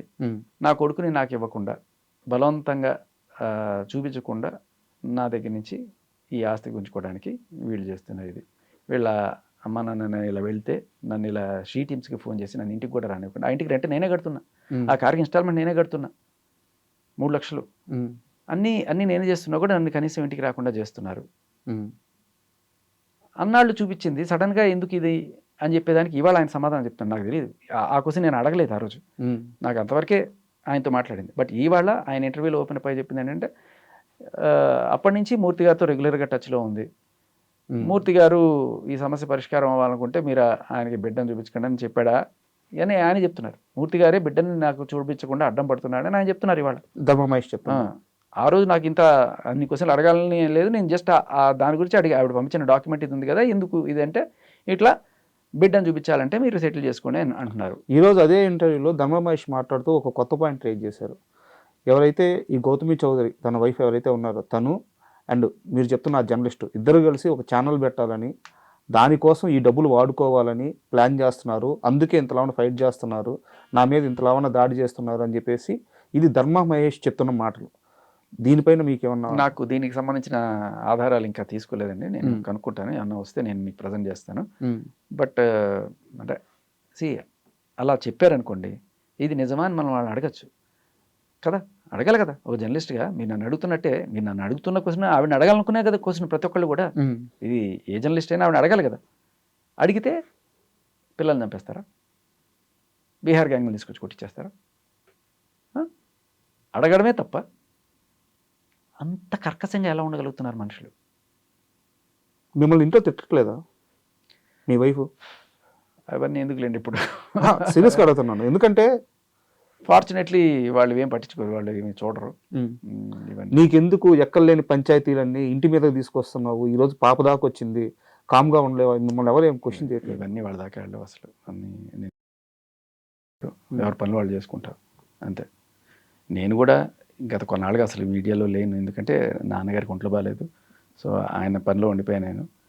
బట్ తర్వాత ఇంకా 3 నెలల తర్వాత కాస్త నాకు ఏదో వెసులుబాటు దొరికినప్పుడు అప్పుడు వచ్చి ఇట్లా న్యూస్ అనాలిసిస్ చేస్తుంటే అప్పుడు మన ఒపీనియన్ జస్ట్ ఒపీనియన్. ఇప్పుడు కొంతమంది ఆవిడని గట్టిగా తిట్టిన వాళ్ళు ఉన్నారు, బాగా బలంగా తిట్టిన వాళ్ళు ఉన్నారు. ఆవిడ అక్కడ తిరిగింది ఇక్కడ తిరిగింది అని లేదండి. అంటే మీరు ఒక ఆర్జేగా పనిచేశారు అంటే ఏ ఓట్స్ రావాలో ఏ ఓట్స్ రాకూడదో మీకు తెలుసు. అండ్ ఎవరం కూడా ఇంత చదువుకున్నాం, ఇంత జ్ఞానం ఉంది, ఎవరం కూడా ఒక ఆడ మనిషి మీద ఎలాంటి ప్రూఫ్స్ లేకుండా బ్యాడ్ వర్డ్స్ వాడలేము, నిందలు వేయలేము. కాకపోతే ఒక క్వశ్చన్ మీరు రేజ్ చేసిన తర్వాత ఆ వస్తున్న నేను అసలు ఇవన్నిటికంటే మించి అడిగిన క్వశ్చన్ ఒకటే, బిడ్డ అదే బుజ్జిబాబు వాడికి 2 ఏళ్ళు, వాడికి తండ్రిని దూరం చేయడం న్యాయమా? ఇప్పుడు సరే ఆయన ఏదో చేశాడు అనుకుందాం, నీ పాయింట్ ఆఫ్ వ్యూలో ఆయనకి శిక్ష బాబుని చూపించకుండా ఉండడం అనుకుందాం, ఓకే. ఇప్పుడు బాబుకి శిక్ష కదా ఇది, అంతే కదా. నువ్వు చేస్తున్న ఆయన మీద కసి తీర్చుకోవడానికి నువ్వు చేస్తున్న ప్రయత్నంలో ఇతడు సమిధిగా మారుతున్నాడు కదా బాబు. అవును, నేను అడిగేది అదే, మీరు ఏదైనా తేల్చుకోండి. ఇప్పుడు ఒకవేళ విడిపోదాం అనుకుని విడిపోయారు, ఆయన ఇంట్లో ఈయన ఒక ఇంట్లో ఉన్నారు, చూడాలని వచ్చినప్పుడు వచ్చి చూస్తున్నాడు, బాబుకు కూడా ఆనందమే కదా, బాబుతో కాసేపు ఆడుకుంటాడు. లేదు ఇతను మమ్మల్ని కొట్టడానికి చంపడానికి ప్రయత్నిస్తున్నాడు, ఇటువంటివన్నీ చెప్పారు. సరే పోనీ అటువంటిది అనుకుంటే ఒక గంట సేపు బయటికి పంపించండి బాబుని, కాసేపు ఆడుకుంటాడు ఈయనతో. బట్ నాకు ఒకటి అనిపించింది, ఈ భాష మాట్లాడిన తర్వాత ఈ బీహార్ గ్యాంగులతో తీసుకొచ్చి జర్నలిస్టులందరినీ కొట్టించేసి చంపించేసి నాకు అగెనెస్ట్గా ఎవడైనా మాట్లాడినా, ధర్మాకి ఎవడ సపోర్ట్ చేసినా వాళ్ళ పెళ్ళాలందరినీ తీసుకొచ్చి పక్కలో పడి ఇట్లాంటి పిచ్చి మాటలన్నీ మాట్లాడి అక్కడితో ఆగకుండా, అంటే క్రిమినల్ కోపంగా 4 తిట్లు తిట్టడం వేరు, ఇట్లా గ్యాంగులను తీసుకొచ్చి ఫ్యామిలీ గురించి డీటెయిల్స్ కలెక్ట్ చేసి ప్లాన్ చేసి మిమ్మల్ని కొట్టించేటప్పుడు మీరు గుర్తుపెట్టుకుంటారా నా పేరు అని చెప్పడం అనేది this is criminal activity which is, అంటే ఒక ప్లాన్ ప్రకారం పథకం ప్రకారం చేస్తుందనేది అర్థమవుతుంది ఇక్కడ. ఏదో అదొకటే కాకుండా ఆఖరికి పసిపిల్లల్ని కూడా నీచంగా టార్గెట్ చేస్తూ దాని సంగతి చూస్తా, 3 ఏళ్ల పసిపాపని ఏంటి క్వశ్చన్లు అడిగితే ఇటువంటివి చేస్తున్న మనిషి. పాయింట్ వినండి ఇక్కడ, అంటే ఇంత సంస్కారహీనంగా మాట్లాడి, ఓకే సంస్కారహీనం పక్కన పెడదాం, బట్ ఇలా క్రిమినల్ ప్లాన్లు వేస్తూ అవతల వాళ్ళు ఎవరైతే నా గురించి మాట్లాడతారో వాళ్ళ ఫ్యామిలీని టార్గెట్ చేస్తూ వాళ్ళని ఏదైనా చంపిద్దామా లేకపోతే ఏదైనా చేద్దాం, కిడ్నాపులు చేస్తారా, చంపిస్తారా, ఏ రకంగా టార్గెట్ చేస్తారో 3 ఏళ్ల పాపని నాకు తెలియదు. బట్ అది ఇలాంటివి జరిగినప్పుడు ఏమనిపిస్తుంది ఎవరికైనా, ఇటువంటి తల్లి దగ్గర ఈ బిడ్డ పెరగడం సేఫా? వాడు ఈ భాష నేర్చుకొని ఇటువంటి దుందుడుకు చర్యలు చేసి అవతల వాళ్ళని టార్గెట్ చేసి వాళ్ళు ఎవరన్నా వచ్చి నీ ఇంటి మీద పడి నీ పిల్లాడిని ఏదన్నా చేస్తే, ఇప్పుడు అందరూ నాలా పరమాత్మలు లేకపోతే మంచి వాళ్ళు ఉంటారని నేను చెప్పను, ఎవరికైనా కోపం వస్తాను, నువ్వు నా బిడ్డను టార్గెట్ చేస్తే నేను నీ బిడ్డను టార్గెట్ చేస్తాను, ఎవడన్నా వెళ్ళి చేశాడు అనుకో, బిడ్డకే కదా ప్రాబ్లం. ఇదే క్వశ్చన్ వాళ్ళ భర్త ధర్మా మహేష్ రీసెంట్గా అడిగారు, ఆయన బాధ అదే. ఈరోజు ఇప్పుడు ఇలా నా బిడ్డ మీదకి ఎవడన్నా వచ్చేస్తే నాగతేం కావాలి, వాడి మీదే ప్రాణాలు పెట్టుకుని బతుకుతున్నాను. సో ఇటువంటి ఆవిడ దగ్గర బిడ్డ ఉండడం అనేది ఖచ్చితంగా శ్రేయస్కరం కాదు. అది ఆవిడ భాష విన్నా, ఆవిడ చేష్టలు చూస్తున్న ఎవరికైనా అర్థమైపోతుంది. నేను ధర్మాన్ని కూడా అడుగుతున్నది అదే, ఇటువంటి వాళ్ళ దగ్గర బిడ్డని పెడితే రేపు వాడు ఎలా తయారవుతాడు ఎవరికైనా అర్థమవుతుంది కదా. బిడ్డ సంస్కారవంతంగా పెరగాల, ప్రతి బిడ్డకి ఒక మంచి చదువు, మంచి సంస్కారం, మంచి నడవడిక ఉండాలి. ఒక సేఫ్ ఎన్విరాన్మెంట్ కూడా ఉండాలి. ఇలా నువ్వు అందరినీ గొడవలకు వెళ్ళి వాళ్ళని చంపడానికి వీళ్ళని చంపడానికి ప్రయత్నిస్తే బీహార్ గ్యాంగ్లు ఎవడో ఒకటి ఇంకో బీహార్ కాకపోతే ఇంకో ఛత్తీస్గఢ్ గ్యాంగ్ వచ్చి మీ ఇంట్లో అటాక్ చేస్తే ఏమవుతుంది? నేను కూడా గట్టిగా అపోజ్ చేసేది ఇదే అండి. ఎందుకంటే వాళ్ళు రౌడీజం చేస్తున్నారని చెప్తూ నువ్వు చేస్తున్నది రౌడీజం. ఆ అమ్మాయి వాళ్ళు బాడీ షేమింగ్ చేస్తున్నారని చెప్తూ, అంటే నేను లావ్ అయిపోయాను చెప్తూ ఈవిడ చేస్తున్నది బాడీ షేమింగ్. వాడు ఎవడో పందిలా ఉన్నాడు అని చెప్తున్నది బాడీ షేమింగ్. వాళ్ళ మామ ఈవిడ్ని ట్రాన్స్జెండర్ లా ఉన్నావు, ట్రాన్స్జెండర్ అని చెప్పి ఏదో తిట్టాడని చెప్తున్నా. ఆయన నన్ను గృహింప చేసి ఈవిడ నన్ను యాక్చువల్గా ట్రాన్స్జెండర్ కమ్యూనిటీ వాళ్ళు కూడా అఫెండ్ అయ్యారు. నిన్న చంద్రముఖి గారు ఫోన్ చేశారు, ఆవిడ ఎట్లా మాట్లాడతారండి అని చెప్పి. నేను ఏదో మాల్లో ఉన్నాను, నేను వచ్చి స్పందిస్తానని చెప్పి కూడా అంటున్నారు చంద్రముఖి గారు. మీకు ఐడియా ఉన్నారు చంద్రముఖి గారు? మీరు వినిపిస్తే ఆవిడ మాట కూడా. చంద్రముఖి గారు, నేను ఊరికే చెప్పట్లా, ఆవిడ ఇది చూసి ట్రాన్స్జెండర్స్ గురించి ఇలా మాట్లాడతారా? ఆఖరికి ఆవిడ కూడా సానుభూతి వ్యక్తం చేశారు. ఓం శ్రీ మాత్రే నమః. జై భవాని. అన్నస్వామి, నేను అమ్మవారి దీక్షలో మాలలో ఉన్నాను. నేను ఖచ్చితంగా దీని మీద రెస్పాండ్ అవుతాను. ఈ వీడియో అలాగే ఉంచండి, నేను దీనిపైన యాక్షన్ తీసుకుంటానన్న. ఇది ఒకటే కదా, ఇంకా చాలామంది పోరంబోకులు అంటది వాడకూడని మాటలు ఇలా అని. నాకు ఆవిడ లాయర్ టాపర్ ఎలా అయిందో కూడా అర్థం కావట్లేదు. ఏం మాట్లాడాలో, ఏం మాట్లాడితే ఏమవుతుందో కూడా తెలియకుండా లా టాపర్ ఎట్లా అయింది. బెడ్రూమ్లో కెమెరాలు పెట్టకూడదు అనే విషయం కూడా తెలియకుండా, హిడెన్ కెమెరాలు పెట్టకూడదు అనే విషయం కూడా తెలియకుండా ఆవిడ లాయర్ ఎట్లా అయింది, అది కూడా టాపర్ ఎట్లా అయింది. ఇవి క్వశ్చన్ చేస్తే బీహార్ గ్యాంగ్లను పంపించి చంపించేస్తానని చెప్పి అంత ఓపెన్గా రౌడీజం చేస్తుంటే దాన్ని ఆ మహానుభావుడు టీవీ5 మూర్తి గారు ఎలా సపోర్ట్ చేస్తున్నారు? నేను ఈవిని సపోర్ట్ చేస్తున్నా అంటున్నారు కదా. అవును సార్, ఆవిడకి ఫ్రస్ట్రేషన్ వచ్చింది సార్, ఫ్రస్ట్రేషన్లో ఇలాగే చేస్తారు సార్ ఆడవాళ్ళు అంటారా? పోనీ అది కూడా చెప్పండి. పసిపిల్లల్ని కూడా టార్గెట్ చేస్తామంటారా ఫ్రస్ట్రేషన్ వస్తే? మీరే అడగండి. నేను అడుగుతున్నాను మూర్తి గారిని, నేను ఓపెన్గానే అడుగుతున్నాను. సార్, ఇటువంటి వాళ్ళని మీరు సపోర్ట్ చేస్తున్నారు, పసిపిల్లల్ని గురించి ఇంత నీచంగా మాట్లాడుతూ, 3 ఏళ్ల పసిపిల్ల గురించి మాట్లాడుతుంది ఆవిడ. ఈ మొత్తం వ్యవహారంలో మీరు చాలా రోజులు ట్రావెల్ అవుతున్నారు. ఇప్పుడు ఈ గౌతమి చౌదరి అసలు ఏం కోరుకుంటుంది, దీనికి ఎలా పులి స్టాప్? ఆవిడ చెప్పేది ఒకటి చేసేది ఒకటి కదా. ఆవిడ ఏమంటుంది, నాకు డ్రైవర్స్ ఇస్తే చాలు అని చెప్పిన ఆవిడే తర్వాత మెల్లగా గిస్మత్ మండి అది నాది, దాని మీద 25 కోట్లు వచ్చింది కాబట్టి దాంట్లో 10 కోట్లు ఇవ్వండి అని వాళ్ళ నాన్న దాన్ని ఏదో మరి కాంప్రమైజ్ చేశారు. లేకపోతే సరే నిజమే అనుకుందాం, ఒకవేళ 25 కోట్లు వస్తే చూపించండి. 25 కోట్లు అదే ఐటీ రిటర్న్స్ ఉండాలి కదా, అవును, తీసుకొచ్చి చూపించమనండి. 0 తెలుసా మీకు? 0 ఐటీ రిటర్న్స్ ఇన్నేళ్లలో. బయటకు చెప్తున్న ఫేక్ మాటలు ఇవన్నీ.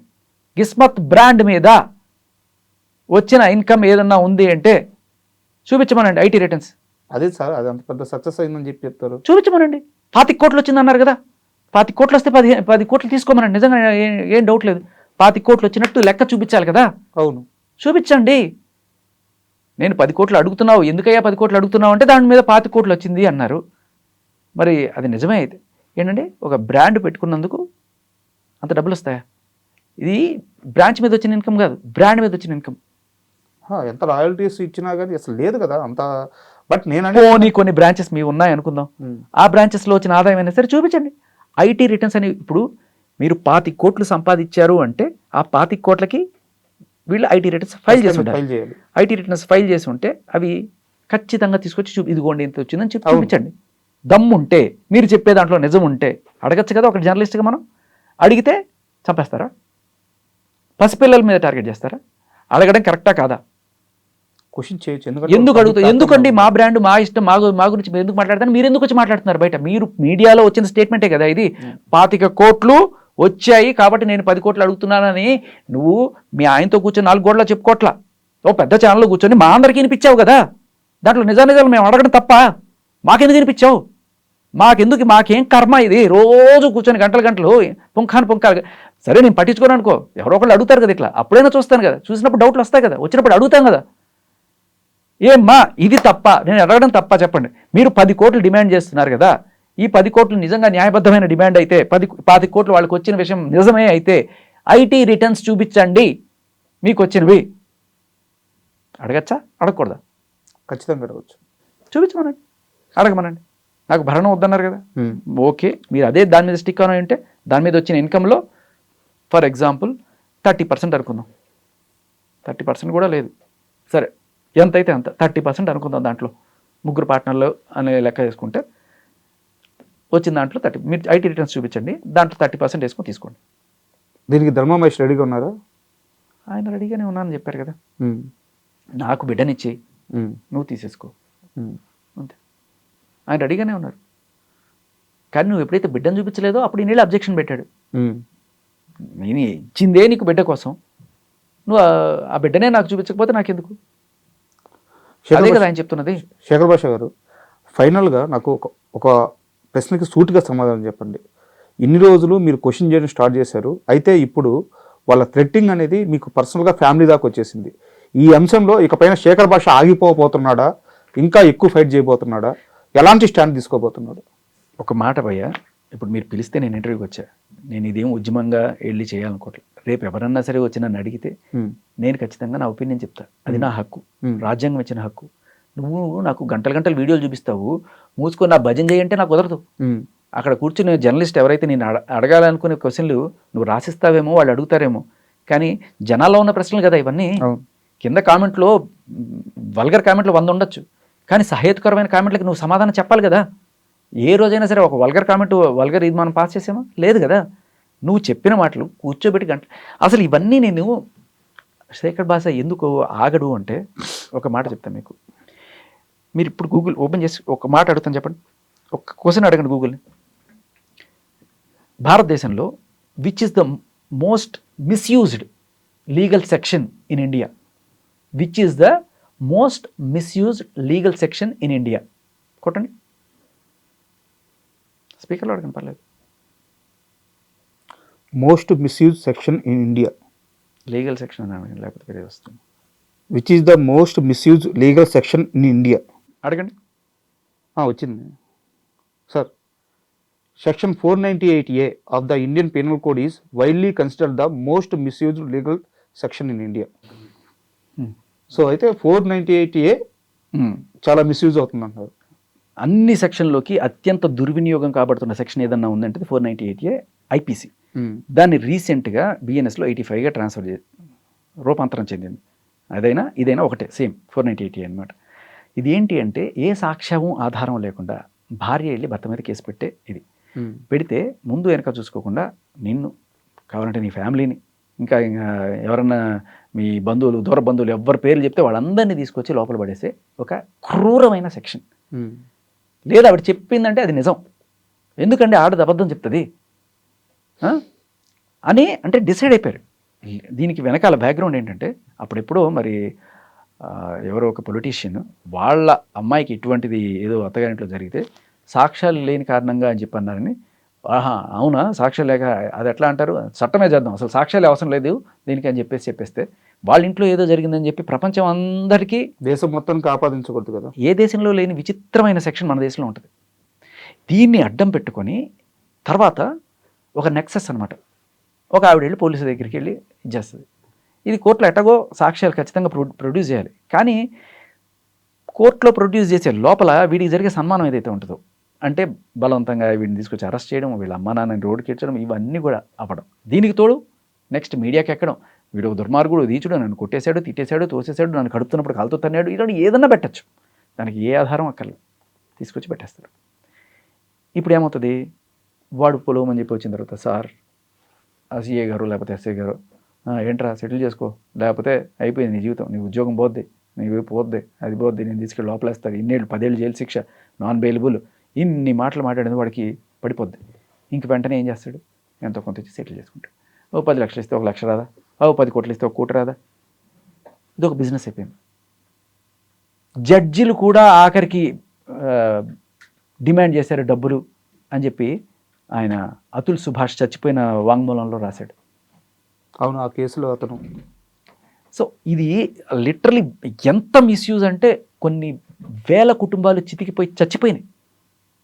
అంత దారుణంగా దీన్ని యూజ్ చేస్తుంటే ఇదొకటే కాదు, 493 అమ్మాయి అబ్బాయి ప్రేమించుకొని కొన్నాళ్ళు కలిసి ఉంటే ఒకానొక రోజున అబ్బాయి కనుక నేను విడిపోతున్నాను, నాకు నువ్వు నచ్చలేదో లేకపోతే ఏదో కారణం చేత, లేకపోతే అమ్మాయి బిహేవియర్ నచ్చలేదని చెప్పి అబ్బాయి విడిపోయినా కూడా అబ్బాయి మీద కేసు పెడితే, ఇది ప్రేమలో ఉన్నప్పుడు కేసు పెడితేట అబ్బాయికి 10 ఏళ్ళు జైలు శిక్ష.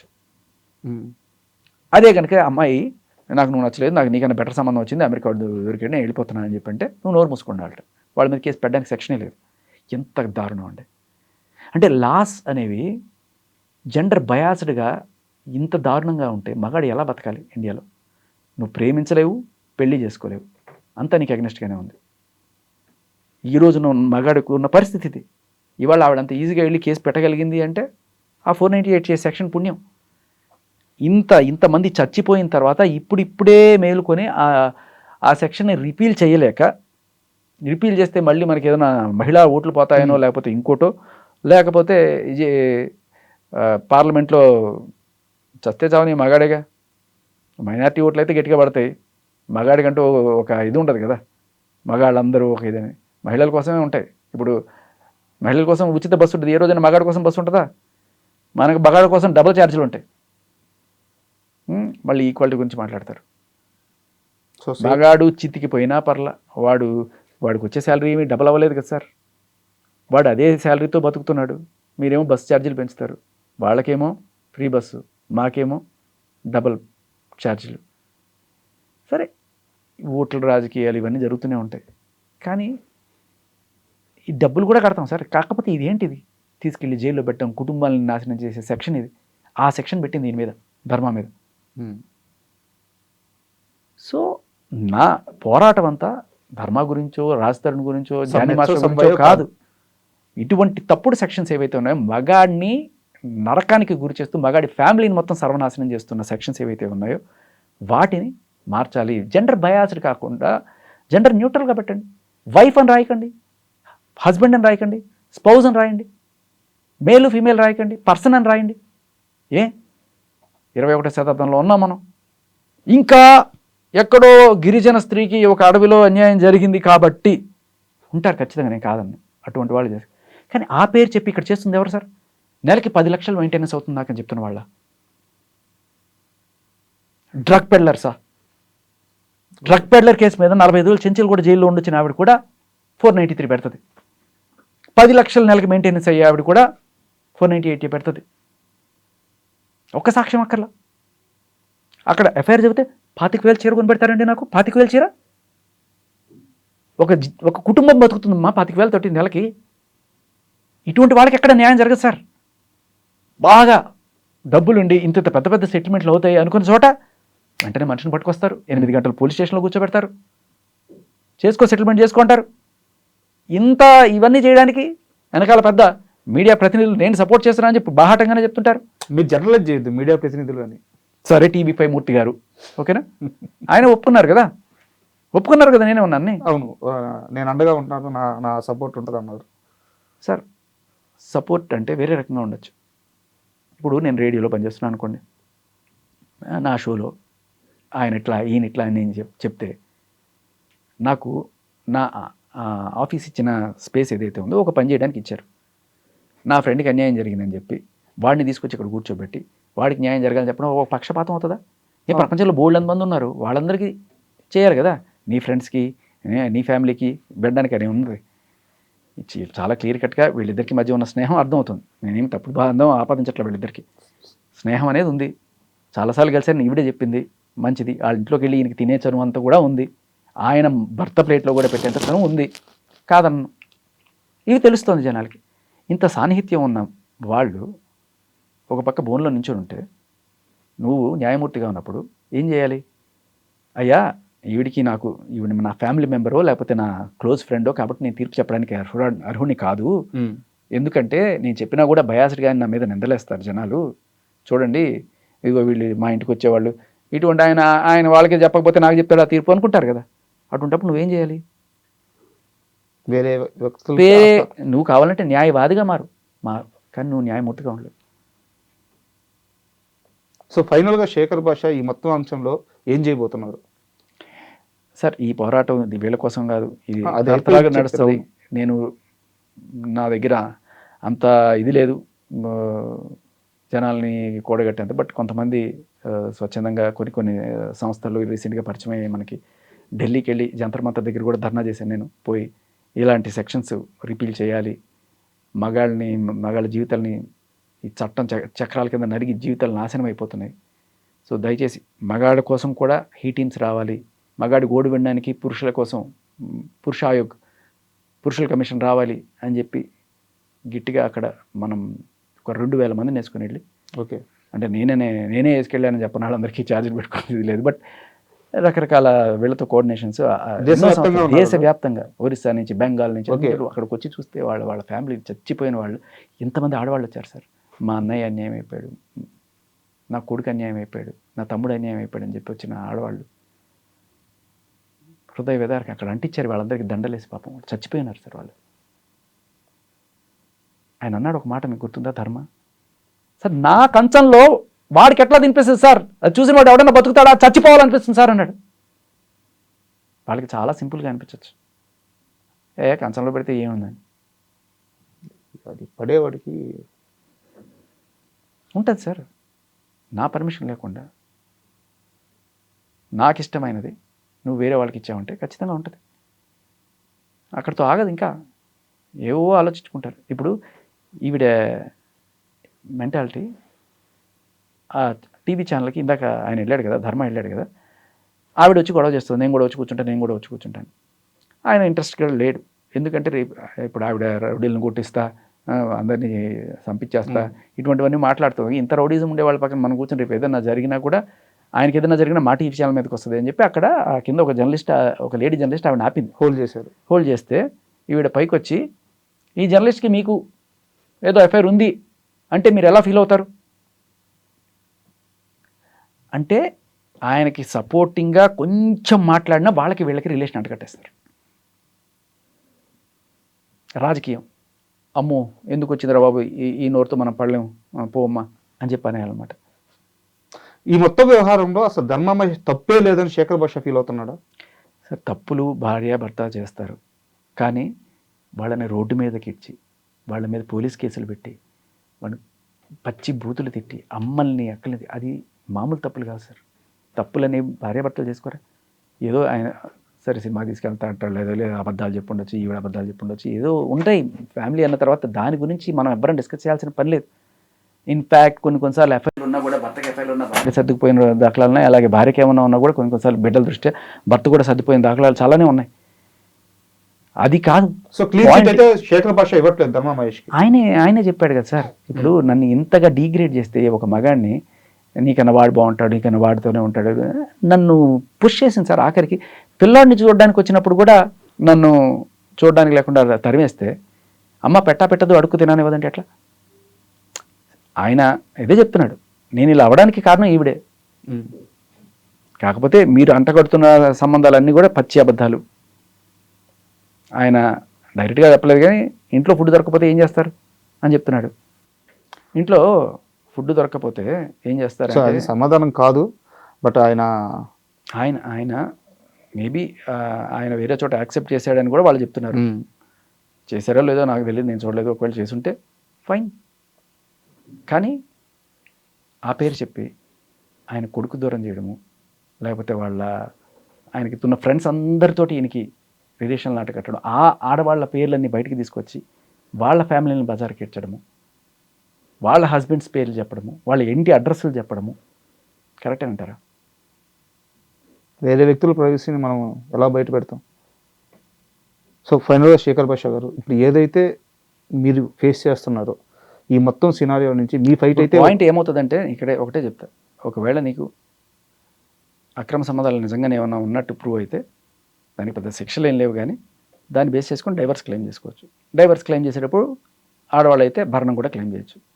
ఇదే మగవాడికి రివర్స్లో వస్తే, ఆవిడకి అక్రమ సంబంధం అని ప్రూవ్ చేస్తే నువ్వు డైవర్స్ తీసుకోవచ్చు, నువ్వు ఆవిడ దగ్గర నుంచి భరణం అయితే తీసుకోలేవు, కానీ భరణం ఇవ్వకుండా ఆగచ్చు. అక్కడ అర్థమైంది తేడా? అవును, మగాడు భరణం ఇవ్వకపోవడమే వాడి వరంగా భావించాలి తప్ప, ఆవిడ అన్యాయం చేసింది కాబట్టి ఆవిడ దగ్గర నుంచి నీకేం నష్టపరిహారం రాదయ్యో. అర్థమైందా? ఈ ప్రూవ్ చేయడం అని ఆయన అటువంటి వాడు అని ప్రూవ్ చేసే ఇది ఎందుకు అంటే, జనరల్గా అటువంటి న్యాయాల్లో వీటిలో ఎందుకు జరుగుతాయంటే, భరణం తప్పు నీది కాబట్టి నువ్వు నా జీవితంతో ఆడుకున్నావు కాబట్టి నువ్వు నాకు ఎంతో కొంత చెల్లించిపో అని చెప్పి, ఇది ఏమన్నా ఉన్నా కూడా కోర్టు తెలుస్తుంది. నీకు విడాకులు కావాలన్నా కోర్టు ఇస్తుంది, భరణం కావాలన్నా కోర్టు ఇప్పిస్తుంది, ఆఖరికి ఆ గిస్మత్ మండి ఎవరిది అనేది కూడా కోర్టే చెప్తుంది. TV5 మూర్తి గారు అయితే చెప్పరు కదా, మీరు మళ్ళీ ఆయన తీసుకొచ్చారు. కాదు, ఆయన నేను సపోర్ట్ చేస్తున్నాను చెప్తున్నారు కదా. సపోర్ట్ అంటే ఏంటి సార్? నాకు అర్థం కాలేదు. సపోర్ట్ అంటే ఈయన స్టేషన్కి పిలిపించడంలో సపోర్టా, లేకపోతే ఏంటి సపోర్ట్ అంటే? పోలీసుల దగ్గర పంచాయతీ చేయించడం సపోర్టా? కోర్టుకి వెళ్తే అంత భరణం రాదు కాబట్టి బయట సెటిల్మెంట్లు చేసుకుంటే ఎక్కువ వస్తాయి. కోర్టు అవునమ్మా నువ్వు ఎంత చదువుకున్నావు కదా, నీ కాళ్ళ మీద నువ్వు బతుకు, ప్రస్తుతానికి ఏదో దాంట్లో ఏదో వాటా వస్తుంది అంటున్నావు కదా, ఆ లెక్కలు చూడండి, ఆ లెక్కలు ఎంత వస్తే అంత తీసుకోండి అని చెప్తారు. రేపు ఆ లెక్కలు తీస్తే 25 కోట్లు ఉంటాయా? చూపించమనండి, అదే నేను అడుగుతున్నాను. మీరు ఆల్రెడీ ఏదో ప్రూఫ్స్తో సహా చూసినట్టున్నారు, ఖచ్చితంగా చెప్తున్నారు లేదు అంత రాలేదు, అసలు ఐటీ రిటర్న్స్ కూడా ఫైల్ చేయలేదు అని చెప్పేసి అనేది నేను వాళ్ళ దగ్గర వాళ్ళ శ్రేయోభిలాషులను కనుక్కున్నాను. నేను ఎప్పుడైతే ఈ అగ్రిమెంట్ వచ్చిందో, ఈవిడ 25 కోట్ల మ్యాటర్ బయటకు తీసుకొచ్చిందో, నేను అడిగాను ఐటీ రిటర్న్స్ ఉన్నాయా దీనికి, ఉంటే చూపించండి. ఏం లేవు. ఒకవేళ అంతా బ్లాక్లో ట్రాన్సాక్షన్ అయితే మొత్తం గోవిందా. అది ఇప్పుడు మాకు వద్దు సార్, అన్నిటికంటే అదే పెద్ద సమస్య ఈ రాయల్టీ మాకు వద్దు, మేమంతా బ్లాక్లోనే తీసుకుంటామని ఎవడన్నా అని అట్లా తీసుకున్నాడు అనుకోండి, బ్లాక్లో అంటే వాళ్ళు చేశారని చెప్పట్లేదు నేను, ఎవరన్నా నిజంగా అలా చేస్తే ఏమవుతుంది, రేపు కోర్టులో క్లెయిమ్ చేసుకోలేవు కదా నువ్వు. అవును, బ్లాక్ని గోవిందా గోవిందా. ఇరు వర్గాలకి ఇప్పుడు అన్నిటికంటే అది అతిపెద్ద సమస్య అవుద్ది. ఇరు వర్గాలకి ఏం లేదు. ఇప్పుడు నిజంగా అది హైప్, ఎగ్జాగరేషన్ అని నా ఉద్దేశం. 25 కోట్లు బ్రాండ్కి అంత వస్తుందా అనేది నాకైతే అనిపించట్లా. సరే, let them prove. Okay Shekhar Basha గారు, చాలా థ్యాంక్ యూ. అండ్ ఈ మొత్తం విషయంలో నుంచి మీ ఫైట్ అనేది ఎలా అయినా సరే మీరు ఎలా అయినా ట్రై చేయొచ్చు. అంటే పురుష ఆధిక్య సమాజంలో పురుషులకి న్యాయం జరగట్లేదు, పురుష ఆధిక్యం అని చెప్తున్నారు కానీ పురుషులే ఇబ్బంది పడుతున్నారు. పురుషులు ఇబ్బంది పడడం కూడా పక్కన పెడితే నాకు మహిళలంటే కూడా చాలా రెస్పెక్ట్ సార్. ఒక విషయం చెప్పినాను, ఆవిడకి అన్యాయం జరిగిందని చెప్పి ఊళ్ళో ఉన్న 100 మహిళల్ని రోడ్డుకి ఇచ్చి వాళ్ళందరి ఫోటోలు వాళ్ళందరినీ బయటపెట్టి వాళ్ళ జీవితాలు నాశనం చేసి, ఏది మళ్ళీ టీవీ5 మూర్తి గారు ఆయన ఛానల్లోనే మీరు ఆయన ఛానల్లోనే తీసుకొచ్చి అన్ని ప్లే చేశారు కదా. సో వాళ్ళందరి జీవితాలు బయట పెట్టినట్టే కదా సార్. ఏ హక్కు లేకుండా నాకు అన్యాయం జరిగిందని ఒక్క మహిళ చెప్పి 100 మంది మహిళల్ని తప్పు చూపిస్తున్నారు. మరి వాళ్ళందరూ కూడా మహిళలే కదా, వాళ్ళవి జీవితాలే కదా. అన్ని ఎప్పుడు మీకు అది అర్థమవుతుంది అంటే, ఇదిగో తోక అదిగో పులి అన్నట్టు, ఇదిగో వీళ్ళిద్దరు ఇక్కడ ఈ కారిడార్లో నడుచుకొని వెళ్ళారు కాబట్టి వీళ్ళిద్దరికి మధ్య అది ఉంది అని మీరు చెప్తే, మరి మీరు వాళ్ళ ఇంట్లో ఇదిగో ఈయన మేమైనా కారిడార్లో నడుచుకెళ్ళాం, ఇంట్లో ఇక్కడికి వెళ్ళిన ఫుటేజ్ కూడా లేదు, నువ్వు ఇంట్లో కూర్చొని నా ప్లేట్లో తిన్నావు, మరి తర్వాత ఏం చేసావు అని ఆయన అడిగితే, ఇప్పుడు జనాలందరూ అడుగుతున్నది అదే కదా, ఎంగిల్ ప్లేట్లో తినడం ఏంటి సార్ అసహ్యంగా అని చెప్పి. ఇప్పుడు ఆ బాధ అనేది ఎట్లా ఉంటుందంటే, ఎవరికైనా సరే అమ్మాయినన్నా ఆయనన్నా ఎవరినన్నా అంటే అవతల వాళ్ళైతే మనం చాలా తేలిగ్గానే వేయచ్చు, ఇదిగో ఈ ప్రూఫ్ చూపించాం కాబట్టి వాళ్ళని క్యారెక్టర్ అసాసినేట్ చేసేసేయచ్చు అనుకుంటే, మరి ఇప్పుడు దీనికి అదే సమాధానం కదా. అది రైట్ అయితే ఇది రైటే, అది తప్పైతే ఇది తప్పే అంటున్నారు జనాలు. అంటే నీకు నొప్పి కలిగేది ఏదైతే ఉందో అది వేరే వాళ్ళకి, నీకు గిచ్చితే నొప్పి పెడుతుంది అనుకో, నువ్వు వేరే వాళ్ళని గిచ్చకు. నువ్వు వాళ్ళని గిచ్చుతావు, నేను గిచ్చితే గిచ్చుకోవాలి, నోరు మూసుకొని ఉండాలంటే అట్ట. రీతూ చౌదరి అక్కడికి వెళ్ళడం, కారిడార్లో నడిచి వెళ్ళడం అనేది తప్పైతే, మీరు ఆ ఇంట్లో కూర్చొని కంచంలో తినడం కూడా తప్పే. వాళ్ళిద్దరికి ఏమి సంబంధం లేదు అనే విషయం నిజమైతే ఇది కూడా అదే అనుకుందాం. అదే వాళ్ళు వాదిస్తున్నారు కదా, వాళ్ళు చెప్పేది అదే. మాది స్నేహం అంటున్నారు, మీది అదే అంటున్నాను. మీరు చేస్తే శృంగారం, మేము చేస్తే ఇంకోటి, అలా కాదు కదా. అదే ఈవిడ కూడా అదే చెప్తుంది కదా, మేము చాలాసార్లు కలిసామని చెప్తుంది కదా, వీళ్ళది స్నేహమే. నేను వీళ్ళని తప్పు పట్టట్లే, నిజంగా తప్పు పట్టట్లే, 100% నేను తప్పు పట్టట్లే. ఆయన ఇందాక ఆ జర్నలిస్ట్ గారు చెప్పారు కదా, నేను అంత వ్యంగ్యంగా కూడా పోవట్లే, నేను మనస్ఫూర్తిగా ఏం ఉందనుకోవట్లే. కానీ అలాగే వీళ్ళ మధ్య కూడా ఏం లేదు. ఎందుకు అంత దమ్ముతో చెప్తున్నానంటే, ధర్మా మహేష్ చాలా క్లియర్గా ఉంటే చూపించాలి కదా ఫుటేజ్. భయపడతారు కదా నిజంగా ఉందనుకుంటే. బెడ్రూమ్లో కెమెరా పెట్టి ఆ కెమెరా తీసి చూసుంటావు కదా ఖచ్చితంగా, మరి ఉంటే ఈ పాటికి బయటకు రావాలి కదా. ఇంత అసలు మూర్తి గారిని అంటారా, మూర్తి గారిని అంటే మీ పని చూస్తా, మేము మూర్తి గారు రివర్స్ అయితే మీ పని ఎట్లా, ఇంత మాటలు ఎందుకు, అది చూపిస్తే అయిపోయింది కదా. మాకు చూపించక్కర్లేదు, చూపించి వాళ్ళ దగ్గర ఏదైనా 65B తీసుకుని కోర్టులో పెట్టండి. సో అవతల వాళ్ళ మీద నిందలు వేయడానికి, ఎస్పెషల్లీ అందులోనూ ఆడపిల్లలు, నేను ఎందుకు చెప్తున్నాను, ఆడపిల్లలు రెస్పెక్ట్ ఎందుకు ఇవ్వాలి అనేది, వాళ్ళ జీవితాలు వాళ్ళు బతుకుతున్నారు సార్. సరే ఏ రిలేషన్స్ ఉన్నాయో వాళ్ళ పర్సనల్, వాళ్ళు ఏమి రోడ్డు మీదకి రాలేదు నాకు న్యాయం చేయండి అనో, లేకపోతే నాకు అన్యాయం జరిగిందనో, డాక్టరు రాలేదు, లేకపోతే రీతూ చౌదరి రాలేదు, ఎవరు రాలేదు. వాళ్ళ మనాన్ని వాళ్ళు బతుకులు వాళ్ళు బతుకుతుంటే నీకేదో సెటిల్మెంట్ కావాలనో లేకపోతే ఇంకోటో అని చెప్పి వాళ్ళ బతుకులన్నీ కూడా నీకు ఫ్రెండ్ కాబట్టి ఆయన ఛానల్లో పదే వాళ్ళ క్లిప్పులు రన్ చేసి హ్యాపీ డేంటి తింటే అది డ్రగ్స్ అన్నట్టుగా, కార్డాల్లో నడుచుకొస్తే బెడ్రూమ్లో శృంగారం జరిగినట్టుగా, వెనకాల మ్యూజిక్లు పెట్టి ఎంత దారుణం సార్ ఒక అమ్మాయి క్యారెక్టర్ని అసాసినేట్ చేయడం. ఆవిడ ప్రొఫెషన్ ప్రకారం మేబీ ఆవిడ కొంత గ్లామర్ ఆరబోతుతో ఏదైనా చేస్తూ ఉండొచ్చు. అన్నంత మాత్రాన అది ఒక్కడితో ఆగకుండా ఇలా నా ఇంటికే వచ్చావంటే నువ్వు ఇలా ఎంతమంది ఇళ్లలో ఎంతమందితో ఇలా చేస్తున్నావు, ఎంతమంది షుగర్ డాడీలు నీకున్నారు. వద్దు ఆ లాంగ్వేజ్ అంతా అసలు వద్దు మనకు. ఆవిడ మాట్లాడుతుంది, అది అంత నీచంగా మాట్లాడుతుంది. ఇంత నోరు పారేసుకునే ఆవిడతో ఏ మనిషి అయినా సరే గృహహింస చేశారంటే నమ్ముతారా? ఆవిడ చేసిందంటే ఎవరన్నా ఈజీగా నమ్మచ్చు. ఆయన అదే చెప్తున్నాడు, ఇవి చాలా తక్కువ సార్ మీరు విన్న బుద్ధులు. రోజు నన్ను అయితే ఇంకా 9 ఏళ్ల నుంచి నా బాధ ఎవరికి చెప్పుకోవాలంటున్నాడు ఆయన. సో ఫైనల్గా కంక్లూడ్ చేయమంటే ఏం చెప్తారు? కంక్లూడ్ అంటే ఇంకేం లేదు సార్. ఇప్పుడు ఏం ఆలోచిస్తున్నారు? ఏం చెప్పాలని ఆలోచన ఏంటంటే తప్పుడు కేసులు పెట్టి ఎక్స్టార్షన్ ఒక 376 కావచ్చు, లేకపోతే 493 కావచ్చు, 498 కావచ్చు, ఇలాంటివి మగాళ్ళని ఇరికిచ్చి వాళ్ళ దగ్గర నుంచి డబ్బులు పొందడానికి ఉపయోగపడుతున్న సెక్షన్స్ ఏవైతే ఉన్నాయో వాటిలో నిజాలు మీరు తెలుసుకోండి. జనాలు గుడ్డిగా, అలాగే జర్నలిస్టులు కూడా గుడ్డిగా భజన చేయకండి, అడగండి. నేను ఇవాళ అడుగుతున్నాను, ఐటీ రిటర్న్స్ చూపించండి దమ్ముంటే నేను అడుగుతున్నాను కదా. మరి ఎవరు ఎందుకు అడగట్లేదు?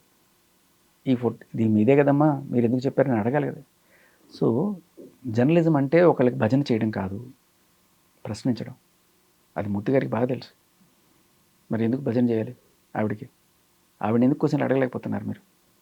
బయట ఉన్న ఆధారాలను పెట్టి ఆవిడ ఇవాళ ఇన్ని వీడియోలు చేసింది, ఏంటమ్మా ఇది ఇలా చేసావు అని చెప్పి మరి అడగాలి కదా.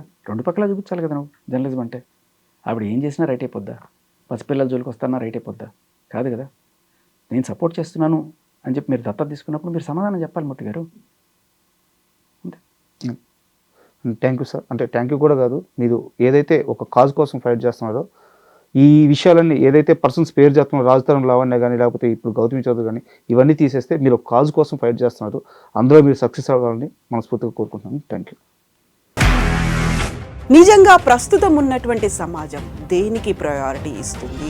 ఆర్థిక సంబంధాల చుట్టూ మాత్రమే తిరుగుతుంది. మళ్ళీ ఎన్నికలంగానే చాలా విరక్తి కలుగుతాను. మంచి అనిపిస్తుంది కదా, లేడీస్ కూడా ఛాలెంజింగ్ జాబ్స్ చేసినప్పుడు చాలా బాగుంటది. ట్రాఫిక్ అసిస్టెంట్స్ గా నియమించిన ట్రాన్స్జెండర్స్ అందరితో సాల్యూట్ చేయించుకుంటున్నారు. ఫుడ్ డెలివరీ ఇవ్వటానికి వెళ్ళినటువంటి డెలివరీ బాయ్ అనిల్ పై కళ్ళ ముందు